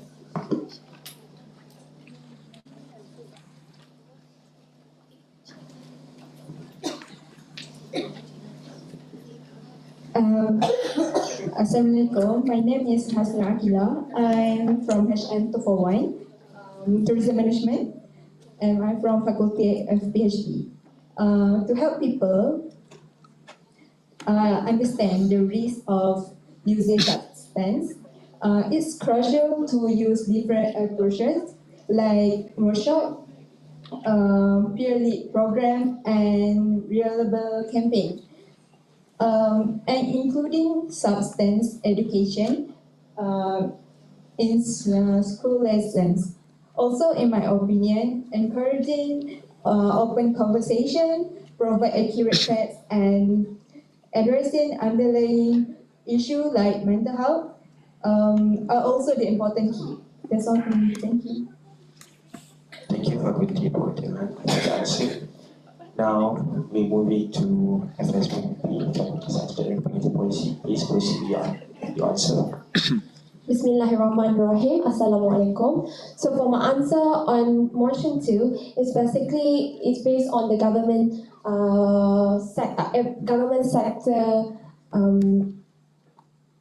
sector. So basically, government implementation on a certain policy according to a substance usage under the National Anti-Drugs Policy Implementation Coordination Strategy. So how to educate youth about the dangers of substance usage can be teach in an early exposure based on an early age. So government can also teach these students since the high school, since the student in the school, and also in the university exposure of substance usage. Other than that, there is a lot of way to government can do to provide the information about substance user. It's like, for example, they can provide access information and resources from both from school and online. For like you can use a medium like social media to teach the youth about the substance uses and what are the dangers of substance uses to the student. Since all the youth may use they have been on trend, so it's basically it's a right medium for the government to use media social as one of the ways to educate the youth about the dangers of substance usage. That's all for me. Thank you. Thank you, Faculty Science and Community Policy. Now we may proceed with Universitas Jakarta to answer the question. Okay, thank you. Assalamualaikum warahmatullahi wabarakatuh. My name is Samsud Farhati and I'm from Jakarta State University. And I agree with the other delegation's opinion, and I tend to believe that our own friends or community is the biggest impact to educate the youngsters. And so I think the most effective educations about substance usage, it has to be involves multi-phase approaches like open communication channels between the parents, teachers, and youth, like where we could share our own experience is essential for providing accurate information about the risks associated with the substance usage. And I think school-based prevention programs should go beyond simply stating the dangers the dangers about the substance usage, and instead of focus on developing critical thinking skills and resilience to peer pressures. And the program that has to be effective education, it has to be include like interactive workshop or maybe the role-playing scenarios that Dr. Sami Rosali did in the previous activities, and maybe an open discussions about the healthy coping mechanism. And I think that's all for me. Thank you. Thank you, Mr. for the answers. Now we're going to move to Fakulti Perikawanan to answer the questions. Bismillahirrahmanirrahim. Alright, to effectively substance misuse, a comprehensive approach is necessary. This approach should address the various aspects of their life and provide accurate, engaging, and relatable information. By referring to the Substance Abuse and Mental Health Service Administrations (SAMHSA), here are some strategies to consider. First of all, is initiate early intervention at an early stage, preferably prior to the commencement of experimentations. This proactive approach facilitates the establishment of a robust foundations of knowledge and awareness. As an English proverb aptly states, seize the opportunities, moment, and act swiftly. Next is sharing personal stories and testimonials from individuals who have experienced the adverse effects of substance use can be highly impactful. Real-life experience make the consequence more tangible and relatable for young people. As the saying goes, a single sentence spoken at the right time could change someone's life forever. Therefore, by integrating these strategies and cultivating a conducive environment that encourages responsibility decision-making and wholesome behaviors, we can effectively impart knowledge to young individuals regarding the perils of substance usage and empower them to make well-informed choices. Thank you. Thank you, Fakulti Perikawanan. Now we're going to move on to Fakulti Agrotechnology to answer the second motion. So for the second motions, how can we effectively educate youth about the dangers of substance usage? In my opinion, for the first one is implement evidence-based prevention programs. Evidence-based prevention programs are crucial in educating youth about the dangers of substance usage. We need to correct the misperception about substance use and enhance their decision-making skill.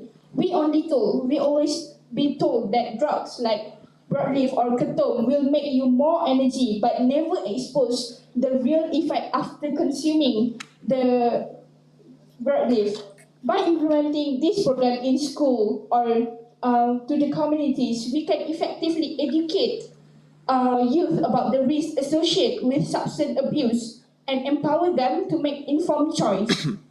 And the next one is community-based support intervention. As we notice, nowadays, not many media do the campaigns about drugs. We doesn't go and see the ads about how bad is drugs.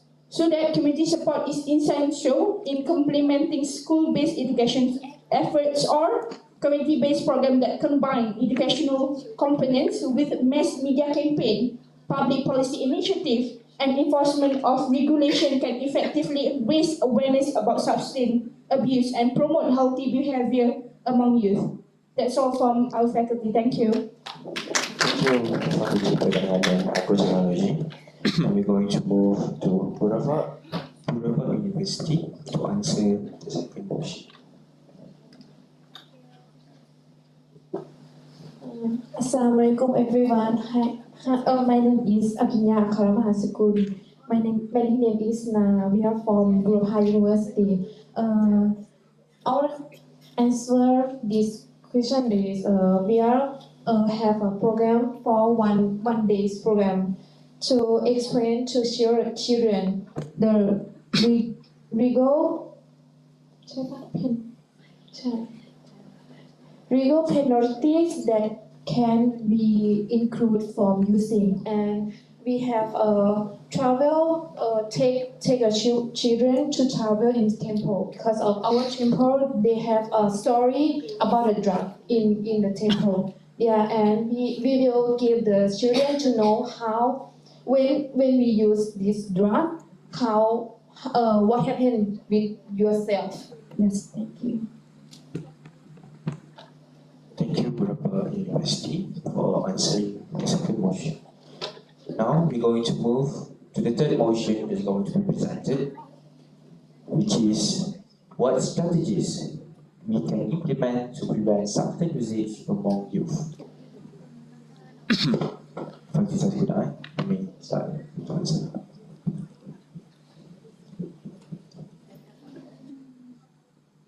Hi, Assalamualaikum. My name is Nur Aina Binti Zakwan. I'm from Faculty of Life Sciences, UiTM Shah Alam. So to answer this question, strategies we can implement to prevent substance usage among youth.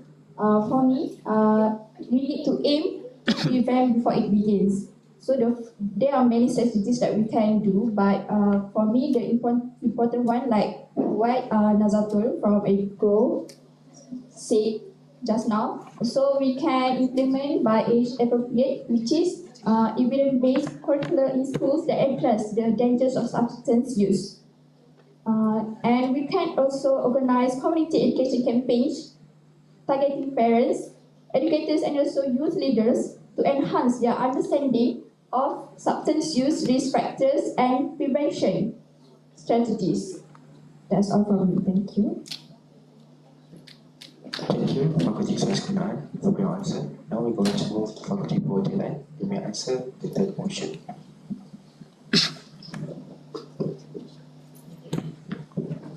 Okay, Assalamualaikum. My name is Muhammad Hakim. I'm from UiTM Campus Puncak Alam from Faculty Hotel Polite. So the strategy to prevent results in usage of manual should involve multi-phase approach. This including community-based prevention program, promoting positive young development through extracurricular activity. So and they also can make a mentorship program enhancing to mental health service, and then they can implement stricter regulation on access to substance and promoting alternative coping mechanism for stress and peer pressure. That's all from us. Thank you. Thank you. Now, FSPPP, you may answer the third motion.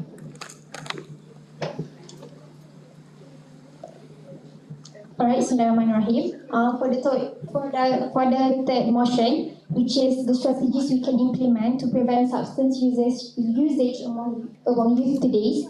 For this motion, I wanted to emphasize on educational institutions, which is the most important parties to implement these strategies is our educational institutions itself, which is our school, colleges, and universities.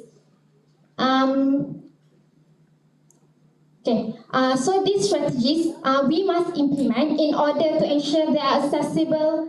What I just said just now from first motion, which is accessible mental health issues, which is educational institutions must have accessible mental health issues for youth to consult the expertise, and it is for them to express their issues that contribute them to do such things, which is these bad substances. Many institutions nowadays already have their own counselor, as we know. Even in UiTM itself, we have our own counselor, and it is an organization where students can freely talk about the issue underlying in them. So, in my opinion, rather than we implement other strategies, we can also implement these strategies in where students nowadays many of our friends of students are afraid or doesn't feel comfortable, or they don't think that our counselor in our universities doesn't give anything helps in ourselves. So they tend to not coming to the counselor because they think it doesn't give any help for them too. So what we can do to implement back these strategies is maybe we can re-coordinate or restructure this effort so that everyone can express themselves well by having a well-structured or well-coordinated counselor in every educational institutions. Maybe it somehow can help a little bit our today's youth. Sorry, may I end my last sentence? Okay. With this, maybe it can help our today youth, our friends or our closest friends to become a more better person in institutions. Thank you. Thank you, Ms. Ruby. Now I'm going to move on to Universitas Negeri Jakarta to continue answer for the third motion.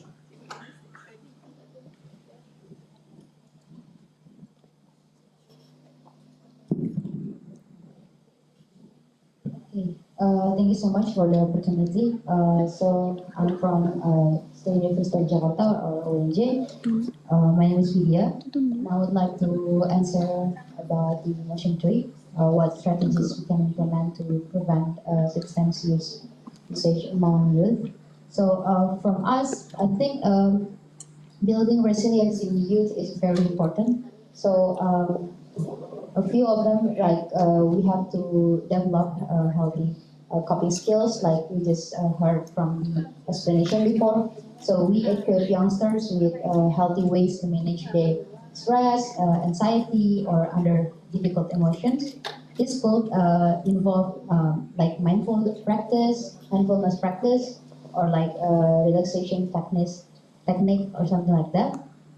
We can also start to promote self-esteem. So we have to support activities and environment that foster positive self-image. So because youngsters with strong self-esteem are less likely to turn to substance for escape or validation, for example, like commonly happen these days. Other than that, we can also resist peer pressure, like we have to start to say no to drugs or alcohol, even though to our friends, even also in social situation. So we have to start to say no, and other than that, maybe we can also start to create safe space, like we also have to do not give any like bad judge to our friends that have a difficult emotion or something like that. So we have to embrace them and actually give them a safe space to talk or to sharing their difficulty. I think that's all. Thank you. Thank you, Universitas Negeri Jakarta. Are we going to move towards 6 delegates faculty breakout? Alright, to effectively prevent substance use among youth, a multifaceted approach is necessary, like always. As suggested by the NIH, National Institutes of Health, several strategies have been proven effective. Firstly, it's peer-led initiative. Implement peer-led initiative and mentoring programs where senior youth serve as positive role models and mentors for their younger peers. Peers' influence can be a potent tool in fostering healthy behaviors and attitudes. As John Wooden famously stated, being a role model is the most powerful form of educating. Next is family-based interventions. like providing parenting programs and family-based interventions that enhance parent-child communication, strengthen family bonds, and promotes parental monitoring. Positive family dynamic and active parental and environment involvement play a crucial role in reducing the likelihood of youth substance use. As Jane D. Hall aptly stated, ultimately the most significant factor in child success is the positive involvement of parents. Therefore, to effectively prevent substance use among youth and promote their overall well-being, it is essential to implement a comprehensive strategy and combines various preventive measures and encourage collaborations among stakeholders at individuals, familial, communal, and societal levels. That's all from me. Thank you. Thank you, Faculty Boyd. Now, sorry, thank you, Faculty. Now, we're going to move to Faculty Agro-Technology to continue to answer the motion. Assalamualaikum. Alright, for our answer, what are the strategies we can implement to prevent substance usage among the youth? As we know, we are the youngsters, and for me, the way of the thought wouldn't be able for us because we will never hurt with it. It's kind of I can guarantee 50 to 60% of the youth will take it as a boring program like that. So for me, the best way is from the mental health management and community support, which is as the youth and the youngsters and the students, this is the era where pressure from the studies, from the exam, from the assignment. So the way we control our emotion, our mental health is the one of the way. So from the community support is from which with whom you been with. If the friends that you been with is the type of that always taking the substance to release the stress, and maybe they will invite you to their world, and this make this will be one of the way where you will get into the substance consumption. All right. For another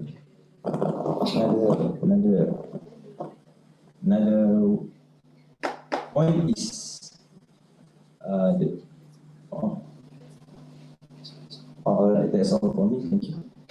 You can proceed to wrap your answer. May I? Yes.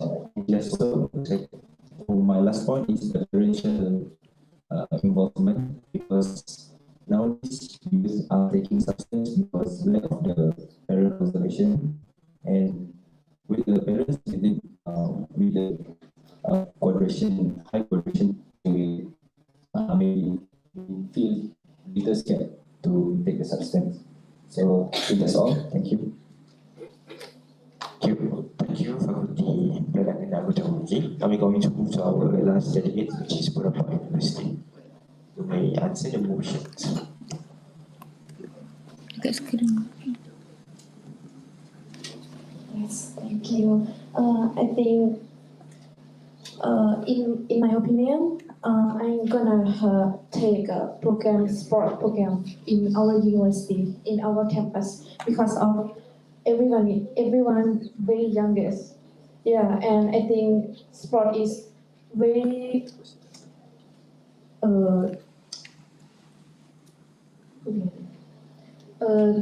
sport is the way for the youngest. Yeah, and I think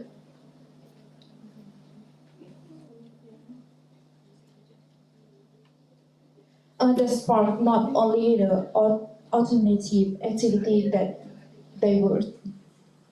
Oh, sorry, yeah. Sport activity are not just a alternative activity to distract young people from drug.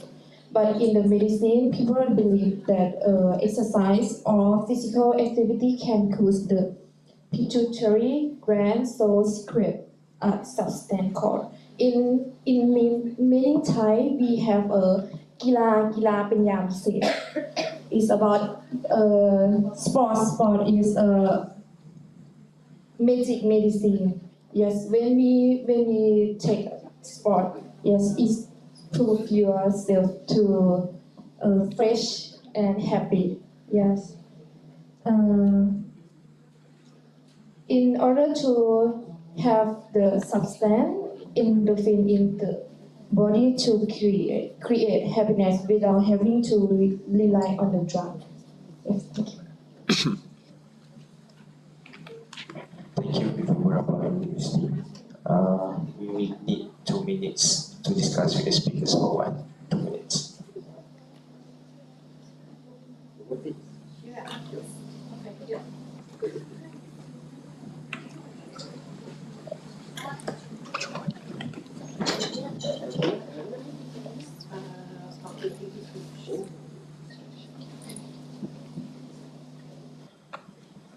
Ladies and gentlemen, members of the assembly, because of the time that we had is quite limited, we had to finish the first day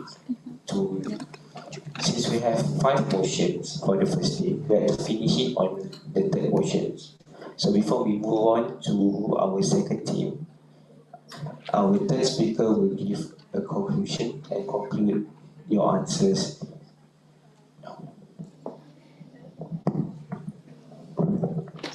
Alright, I'll stand because it's unfair for you guys. You guys stand, so I'll stand too.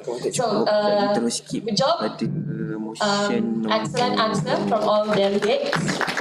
Thank you for all faculty. All of you give brilliant ideas that involves a lot of level ages, different approaches, a lot of involvement from other organization, community, family environment.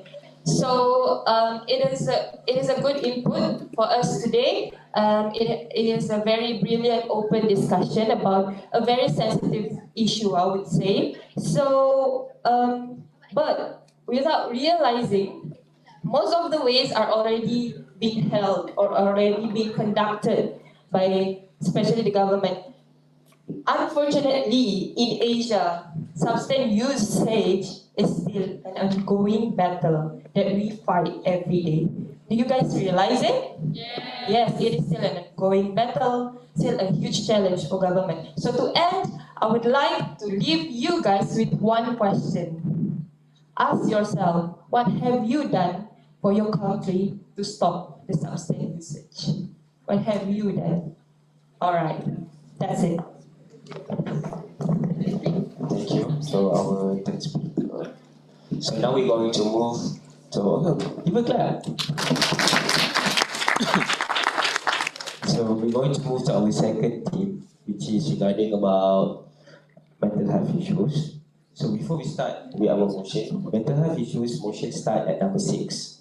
So we're going to start our next session for second team at the 6 motions. Okay, so this is 6 motion. Before we start with the discussion of today, I'm going to give a little introduction about this thing. Mental health issues among Malaysian youth are becoming increasingly prevalent. Common problems include anxiety, depression, and stress. Contributing factors include academic pressure, family dynamics, and social media influence. These issues can lead to severe consequences like poor academic performance, social withdrawal, and self-harm, or even suicide.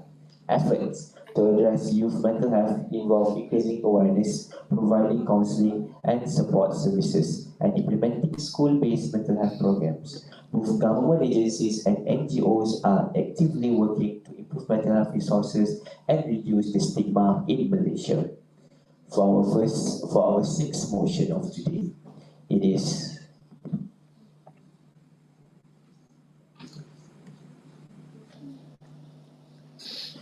Motion 6. How does the current societal pressure impact the mental health of youth? Let's start with the answer. Assalamualaikum and hello speakers and my fellow delegate friends. I'm Alisa, and to answer how does the current societal pressure impact the mental health of youth, I would like to answer from my point of view is that academic and career expectation are the current societal pressure on our today's youth.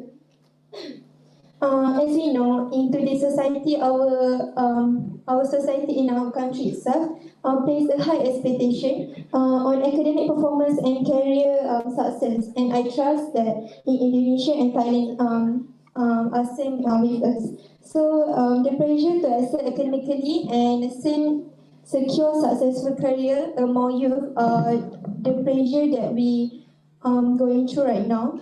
And as my experience itself, I'm only realized this that there's a wide range of courses and career choices just in uni. We doesn't realize it in high school, and this will cause that in uni we regret and compare a lot to our friends, and we lose patience on our courses, and it will cause to lead to the chronic stress, anxiety, and also burnout. So I guess that's my view on academic career expectation, that pressure to succeed academically, and it will double with the influence of social media and family obligation. We determine our well-being, our youth well-being. That's all from me. Thank you. Thank you, Fakulti Sains Gunaan. Now, from second delegates, Fakulti Buta, to be answering the sixth motion.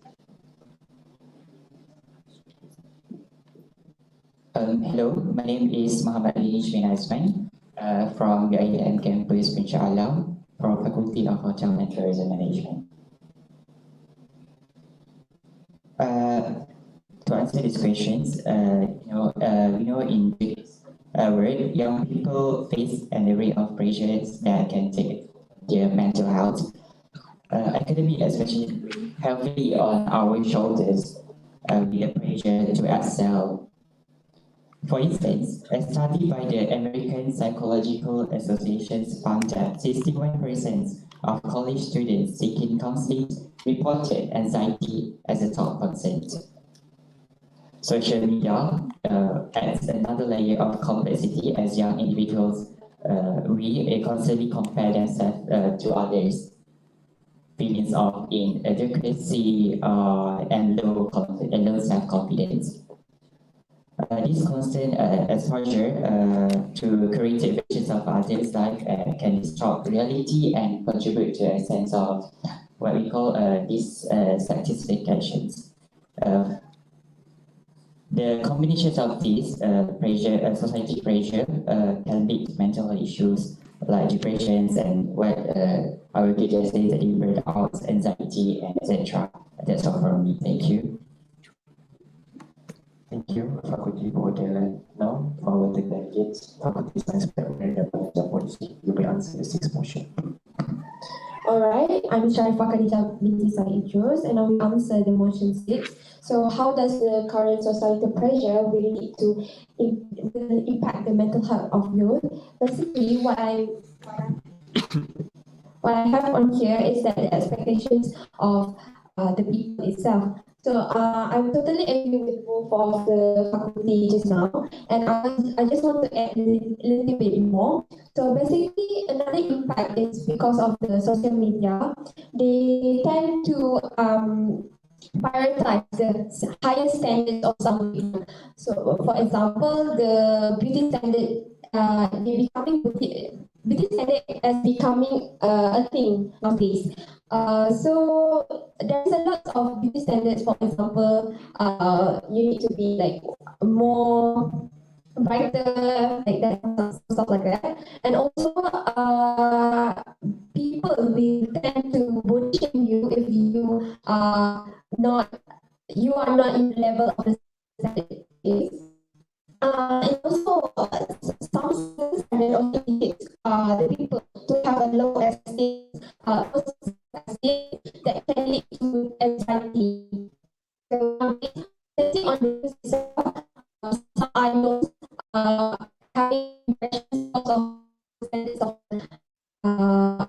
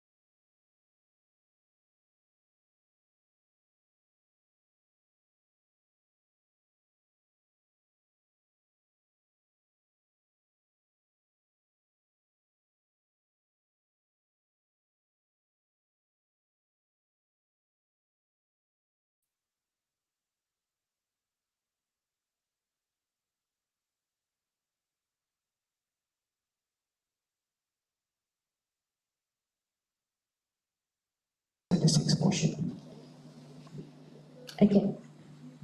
Assalamualaikum and hi, my name is Mal Emily from Faculty of Accountancy. So I would like to answer the motion number 6 on how does the current societal pressure impact the mental health of youth. So my point is career and future uncertainty. Career and future uncertainty significantly impact the mental health of youth. It can lead to heightened level of anxiety, stress, depression, and self-doubt as individuals grapple with making important decisions about their education and career paths. So, social comparison, financial concerns, and a lack of direction can exacerbate these challenges, leading to feelings of inadequacy and hopelessness. Providing support through career counseling, mentorship, and skill development opportunities is crucial to help youth navigate these uncertainties and promote resilience and well-being. So that is all from me. Thank you, Faculty Cawangan. So now, our 7 delegates, Faculty Agro-Technology. Okay, Assalamualaikum warahmatullahi wabarakatuh, and good morning to everyone. My name is Muhammad Ghauf bin Muhammad Hashim. I am from Faculty Plantation and Agrotechnology from UiTM Symposium. Okay, how does the current societal pressure impact the mental health of youth? From my opinion, or my answer is current societal pressure such as academic expectation, social media influence, and economic instability can significantly impact the mental health of youth. Research suggests that this pressure contributes to increased level of stress, anxiety, depression, and even suicidal ideation among young people. A study published in the Journal of Adolescent Health found that academic stress, particularly due to the high expectation from parents and teachers, is significant predictor of depressive symptoms of adolescents. Similarly, the constant comparison and fear of missing out fostered by social media platforms contribute to the feeling of inadequacy of low self-esteem, as highlighted in research published in the Journal of Abnormal Psychology. Moreover, economic pressures such as financial instability, within family, or the pressure to succeed in competitive job market can exacerbate stress and anxiety among youth. A report by the American Psychological Association note that financial stresses negatively impact the mental well-being of young people, leading to symptoms of depression and anxiety. Overall, the accumulation of societal pressure can have detrimental effect on the mental health of youth, highlighting the importance of providing support system and resource to help them cope effectively. That's all from me. Thank you. Thank you for the energy. Now for the last delegates, berapa university you want to continue to answer our 6th motion.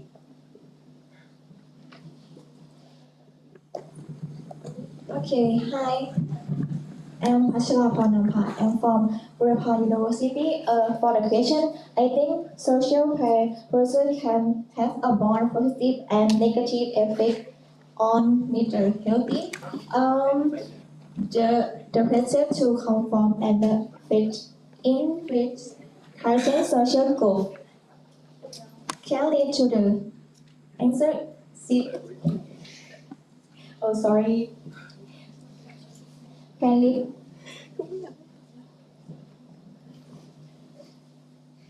sorry. No worries. Just proceed with your answer. Okay. Can lead to the anxiety,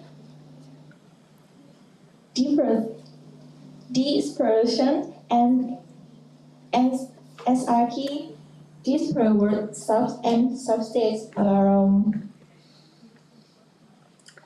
abuse. Okay, thank you and sorry. Thank you, Burapha University. So we finished the 6th motion for the first theme, which is regarding about mental health. And we're going to move to our 7 motions, which is what are the common mental health issues faced by youth today? Sorry, this is my board slide. The question is, what are the common mental health issues faced by the youth today? So FSG, you may start with the answer. Okay, hello everyone. So for my answer, in Malaysia, Thailand and Indonesia specifically, our youth face similar mental health issue as those in other part of the world. But for our country, there's actually a unique factors that influence the manifestation of this issue. So for my answer for this question is obsessive compulsive disorder is the one of the common mental health issue. So why I say like that? Because in the context of our youth in the country, OCD can manifest and be influenced by various factors. But to this, I would like to highlight that social pressure are one of the various factors. Why? Because social pressure, including peer relationship and also societal expectation that we expose to it every day, can impact OCD symptom in our youth. Fear of judgment and ridicule from peers may lead to the compulsion that related to social anxiety and also fear of embarrassment. So playing social media, for instance, while it is the main attractive activity for youth, can trigger obsessive comparison with peer and feeling OCD symptoms related to the body image and social status. Hence, I trust for my answer here that one of the common mental health issue is obsessive compulsive disorder. Thank you. Thank you, Fakulti Sains Kegunaan FSG, for your answer given. Now for our second delegates, Fakulti Perhotelan, you may continue to answer the 7th motion. Okay, hi. So for me, the second common health issue faced by the youth today, teenagers nowadays like to have self-harm to their self because what the doctor thought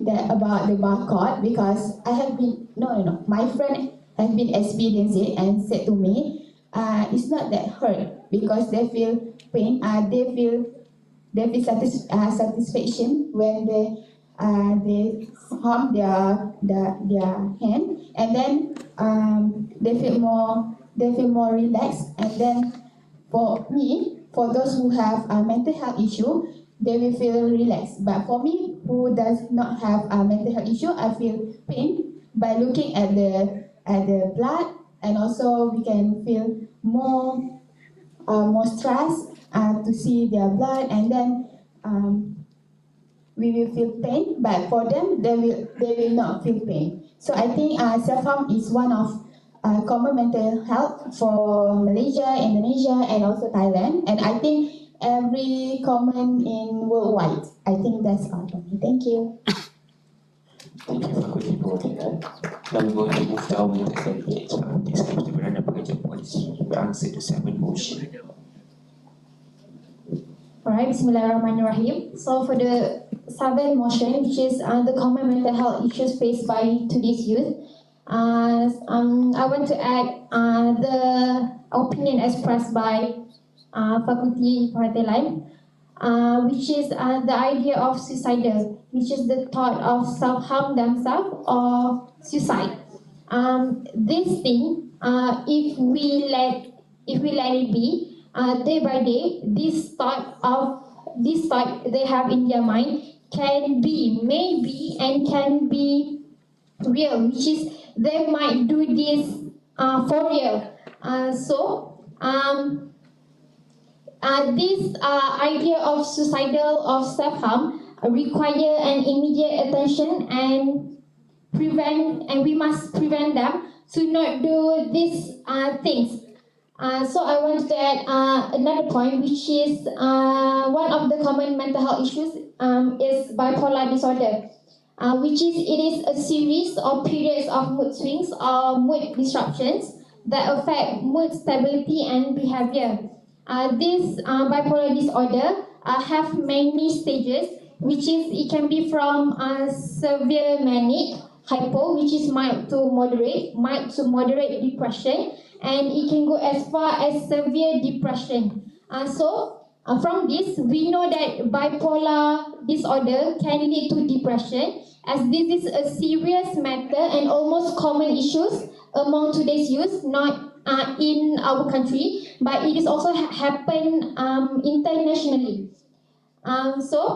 This bipolar disorder usually require a lifelong treatment, and this bipolar disorder can be one of the factors of suicide, as what have been discussed earlier. That's all from me. Thank you.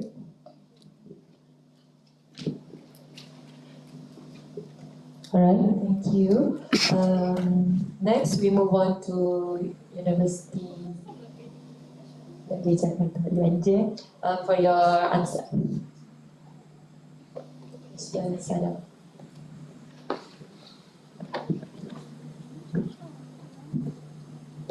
Okay, Assalamualaikum warahmatullahi wabarakatuh. I am Muhammad Sadam Jasir, but you can call me Sadam. I'm from Faculty of Economics, Universitas Negeri Jakarta. For the motion 7, I want to answer. So I think the most common mental health problem among youth is anxiety. Why? There are several factors that cause anxiety happen among youth or us. First, youth today are overthinking things unnecessarily, worrying too much about things that actually don't need to be worried about. We nowadays are paying our cell phones 24/7, right? Like opening Instagram, Facebook, Twitter, or WhatsApp. Well, on social media, we find many other people who seem to be more successful, more handsome, more beauty, and better life than ourselves.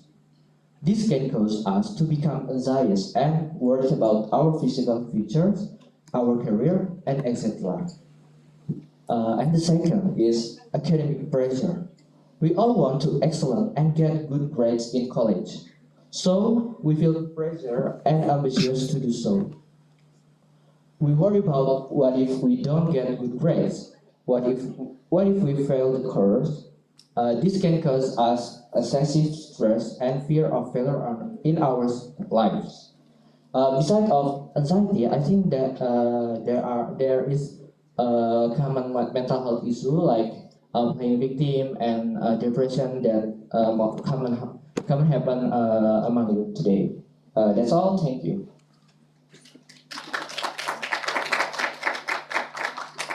Thank you so much, UNJ. Now we proceed to Faculty of Accountancy. Okay, I would like to answer for the motion 7, which is the common mental health issues faced by today's youth. So my point is attention deficit hyperactivity disorder, which is also can be called ADHD. So ADHD poses a significant challenge for today's youth. In Malaysia, around 5.4% of school-aged children are estimated to have ADHD. So the disorder, characterized by inattention, hyperactivity, and impulsivity, can impact academic performance, social relationships, and overall quality of life. So treatment typically involves a combination of behavioral therapy, medication, and support services tailored to individual needs. Addressing ADHD requires raising awareness, reducing stigma, improving access to accurate diagnosis and evidence-based treatments, and also providing support for affected individuals and their family. So that is all from me. Thank you. Thank you, Mrs. Speaker. Now we move on to Faculty of Agro-Technology. Alright, for the motion number 7 is, what are the common mental health issues faced by the youth today? In my answer, and in my opinion, certainly in today's interconnect world, the mental health landscape for youth is complex and multifaceted. When discussing the common mental health issue faced by today's youth, it is crucial to delve into the intricate interplay of various factors contributing to their prevalence. For the first is anxiety disorder. Anxiety disorder including generalized anxiety disorder, social anxiety disorder, and panic disorder are pervasive among today's youth. The pressure to excel academically, navigate social relationships, and plan for the future can instill a constant sense of apprehension and worry. Research suggests that prevalence of anxiety disorder among adolescents has been steadily increasing over the years. Additionally, the rise of social media amplifies this anxiety by fostering a culture of comparison and perfectionism. For the second one is depression. In another prevalent mental health issue affecting youth, the transition from childhood to adolescence comes with its own set of challenges, including hormonal change, identity formation, and increased academic demands. Moreover, societal expectation and stigma surrounding mental health can hinder young people from seeking help. Research highlights the significant impact of depression on various aspects of adolescent life, including academic performance, social relationship, and overall well-being. In conclusion, the mental health landscape for today's youth is complex, with anxiety disorder, depression, and substance abuse being common challenges. Understanding the interconnect factor contributing to these issues is essential for developing effective prevention and intervention strategy to support the well-being of young people. That's all from me. Thank you. Alright, thank you, Mr. Speaker. Now let's move on to Bradford University.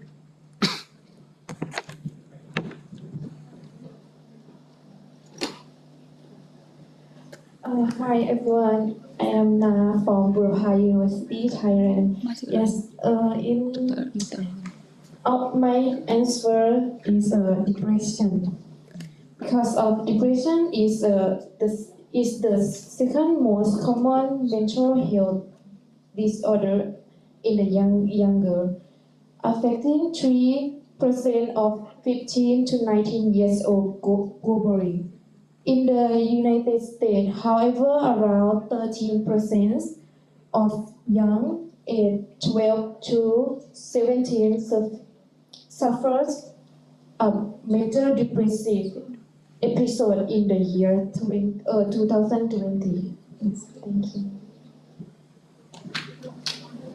Alright, thank you, Brapa University. Okay, now let's move on to the F motion, or last motion for today, which is the question: how can organizations and families contribute to improving the mental health of youth? And with that, we start with FSG. FSG, your answer, please. Alright, Assalamualaikum. My name is Zohra Kisna binti Muhammad Sari from Faculty of Applied Science, UiTM Shalam. Firstly, how can organization and families contribute to improving the mental health of youth? Firstly, I would like to talk about the organization first. I would like to recommend that we start as support groups, which we establish peer support groups where students or peers or youth can share their experiences and support each other in a safe environment, which mean where they can share their stories and everyone will start to understand and give them support by empathy and sympathy for them. Next, I would like to talk about the family, which family can actually provide resource and support to help them understand and support children's youth mental needs, which are resources. We can actually use resource by Malaysian Mental Health Association, which they actually provide psychotherapy and treatments, wellness and recovery program, free of charge for youth and any families in need. That's all for me. Thank you. Alright, thank you, Mrs. Speaker. Now let's move on to Fakulti Perhotelan for your answer. Mr. Prime.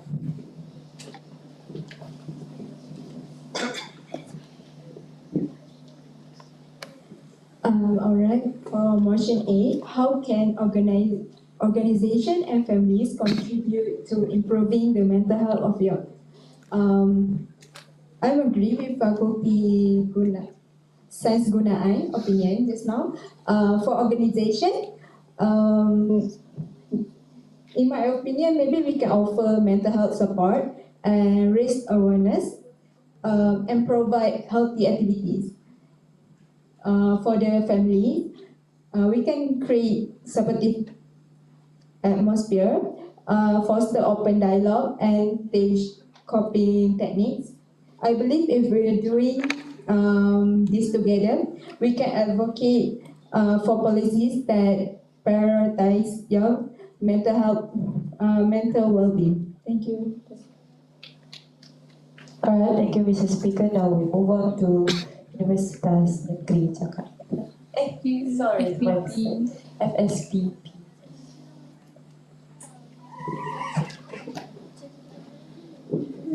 Alright, for my answer for the motion 8, for me basically, I believe that family is one of the major roles in improving the mental health of youth. This is because specifically parents, they are someone who are close to the patient itself. So they need to be someone that can listen to them to have a healthy environment in the family itself. So as a passion of mental health, there should be someone to talk to release their stress and so on.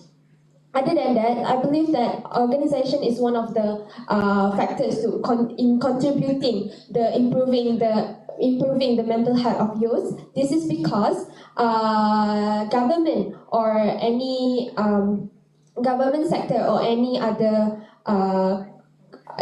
sector, they include and provide a counseling service. One of it is counseling service, such as UiTM itself, they have a counseling service that the student can use too. Other than that, in this free counseling service, and they can provide a mental health awareness campaign to the youth itself. That's all for me. Alright, thank you, FSPD. Alright, now let's move on to UiTM.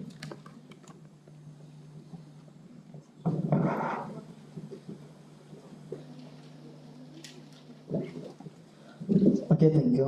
Bismillah. Assalamualaikum warahmatullahi wabarakatuh. My name is Fatih from Faculty of Education, UiTM. So, to answer this motion 8 is for the organization can establish or support mental health programs that are specifically tailored for the youth, like give an early intervention, counseling, therapy, and also mental health service. This can with sponsor or collaborate with mental health professionals. Also awareness campaign, that organization can initiate awareness campaigns to promote understanding of mental health issue among youth and reduce the stigma. And also school-based intervention, that organization can collaborate with schools to implement mental health initiatives in educational settings. So with families, first is open communication. Families can foster an environment of open communication where youth feel comfortable discussing their emotions. Second, the emotional support. That offering emotional support and validation is crucial for the mental well-being of youth. Families can provide a safe and nurturing environment where youth feel loved. And third, setting health boundaries. Establishing and enforcing health boundaries within the family can promote a sense of stability and structure for youth. This can include setting limits on screen for handphone or anything. And for seeking professional help, that families play a vital role in recognizing when professional intervention may be necessary. That's from me. Thank you. Thank you, UNJ. Now let's move on to Faculty of Accountancy.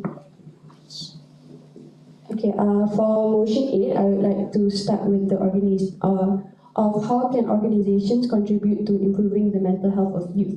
So peer support networks. Peer support networks provided by organizations offer youth a safe and non-judgmental space to share experiences, receive validation and understanding, and also build connection with others facing similar mental health challenges. So these networks empower youth to take an active role in managing their mental health, provide opportunities for shared learning and skill building. So by promoting social connection, empathy and resilience, peer support networks contribute to improve mental health outcomes and help reduce stigma surrounding mental illness among youth. So for families, healthy relationships could be the beneficial point. So foster healthy family relationships characterized by trust, respect, and affection. Strong family bonds and supportive relationships can buffer against the negative effects of stress and adversity of youth mental health. So that's for me. Thank you. Thank you, Mrs. Speaker. Now let's move on to Faculty of Agro-Technology and Perladanan. Okay, Assalamualaikum warahmatullahi wabarakatuh. Finally, the mic got to me. So my name is Siti Aisyah, and I'm from Faculty Plantation and Agrotechnology from UiTM Campus Jasir. So for the motion 8, how can organizations and family contribute to improving the mental health of youth? So I will talk about the organization first. So organization is here. We are the organization. We are here as the proof that organization could improve the mental health of youth, because we are here represent our organization, represent our faculty, and represent our university. Of course, somewhere somehow, after we go out from this place, we will talk about this for the management. So, and of course, management will take action by doing campaigns and also maybe doing a lot of activity and program that related to the mental health for the students and of course it contributes to the mental health of youth. Okay, the second one is families. Families always be the closest person to us. So I think when the families teach the child to expressing more about their feelings and also talk about their feelings, we are somehow we are gonna be a teenager and we're gonna be a youth that know how to express feeling and not being someone who take it to ourselves. You guys can understand what I mean. So that's why organization and family always contribute to improving the mental health of youth. So I think that's all from me. Thank you. Alright, thank you, Speaker Aisha. Alright, let's move on to the last speaker from Burapha University. Okay, hi everyone, I'm Fa from Burapha University, Thailand. Okay, for a question, I think family must be the good example and promote, support the girls' activity for a young example. Take to family activity. Okay, thank you. Alright, thank you, Fla. Thank you, Mr. Speaker. Alright, so that is the end of the question of the motion.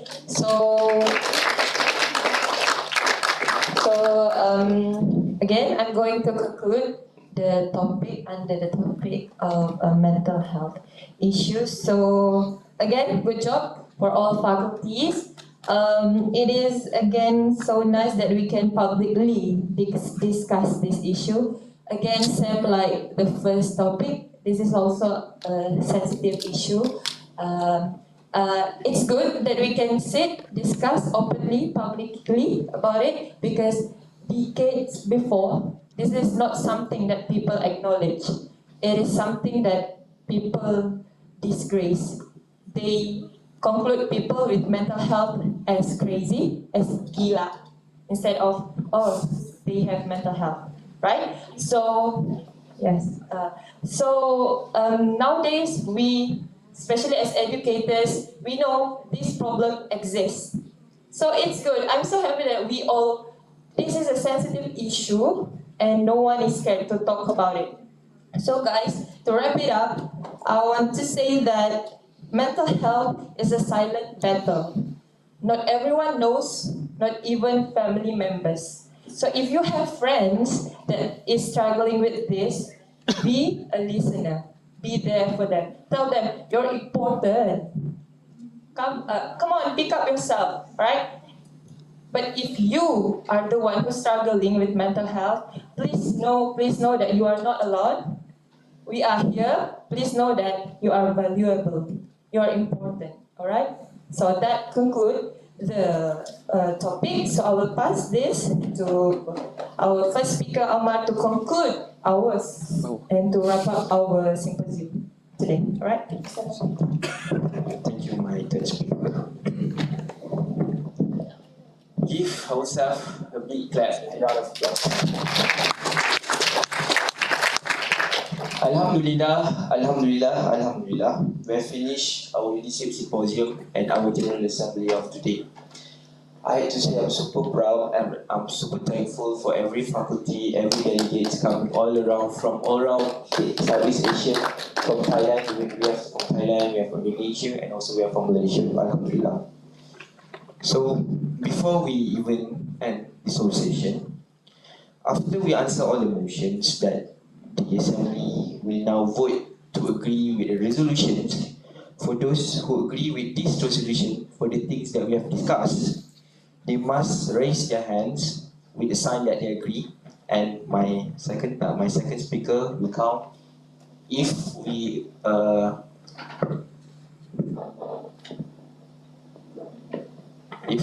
have enough numbers, then we can proceed with the resolution to be given to the highest authorities. And maybe who knows in the future we will have a good and a more quality policy in terms of substance abuse and mental health among university members. So now, if the whole assembly agree to continue with these resolutions, please raise your hand and the second speaker will count the numbers. Yes, raise your hand if you agree. Raise your hands, raise your hands. Raise your hands. Alright, so with that, so with the agreement of the whole three speakers, it is a majority number. We're going to continue with the resolution, and the resolution going to be given to TNC SGP on this Saturday with our closing ceremony. And everything and facts, every example that we discuss, going to be compiled in one document and going to be given to the Vice Chancellor to be reviewed, and you can see where it goes from that point.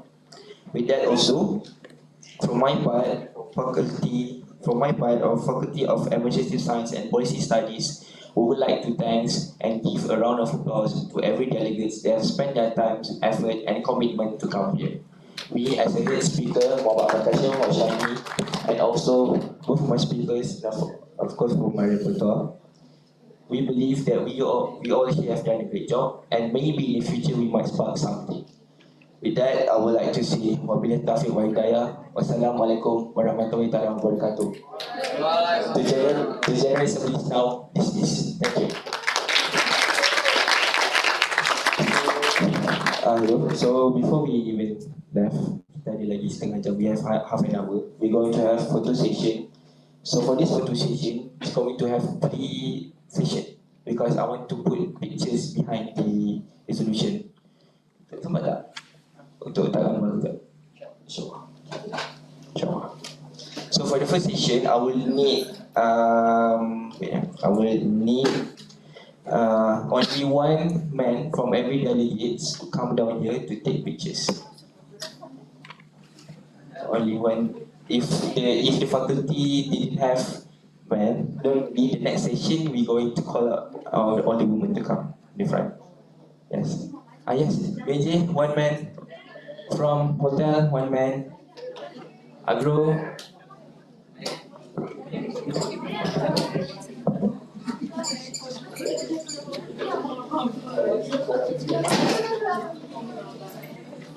Belah tu tunjuk.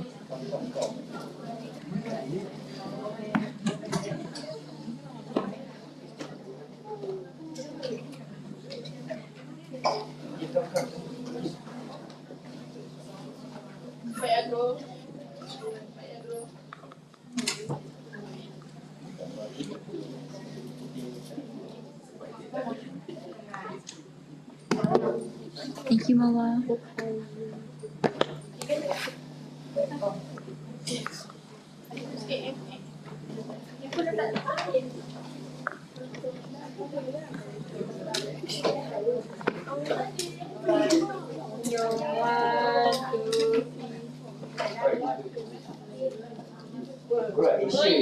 Great.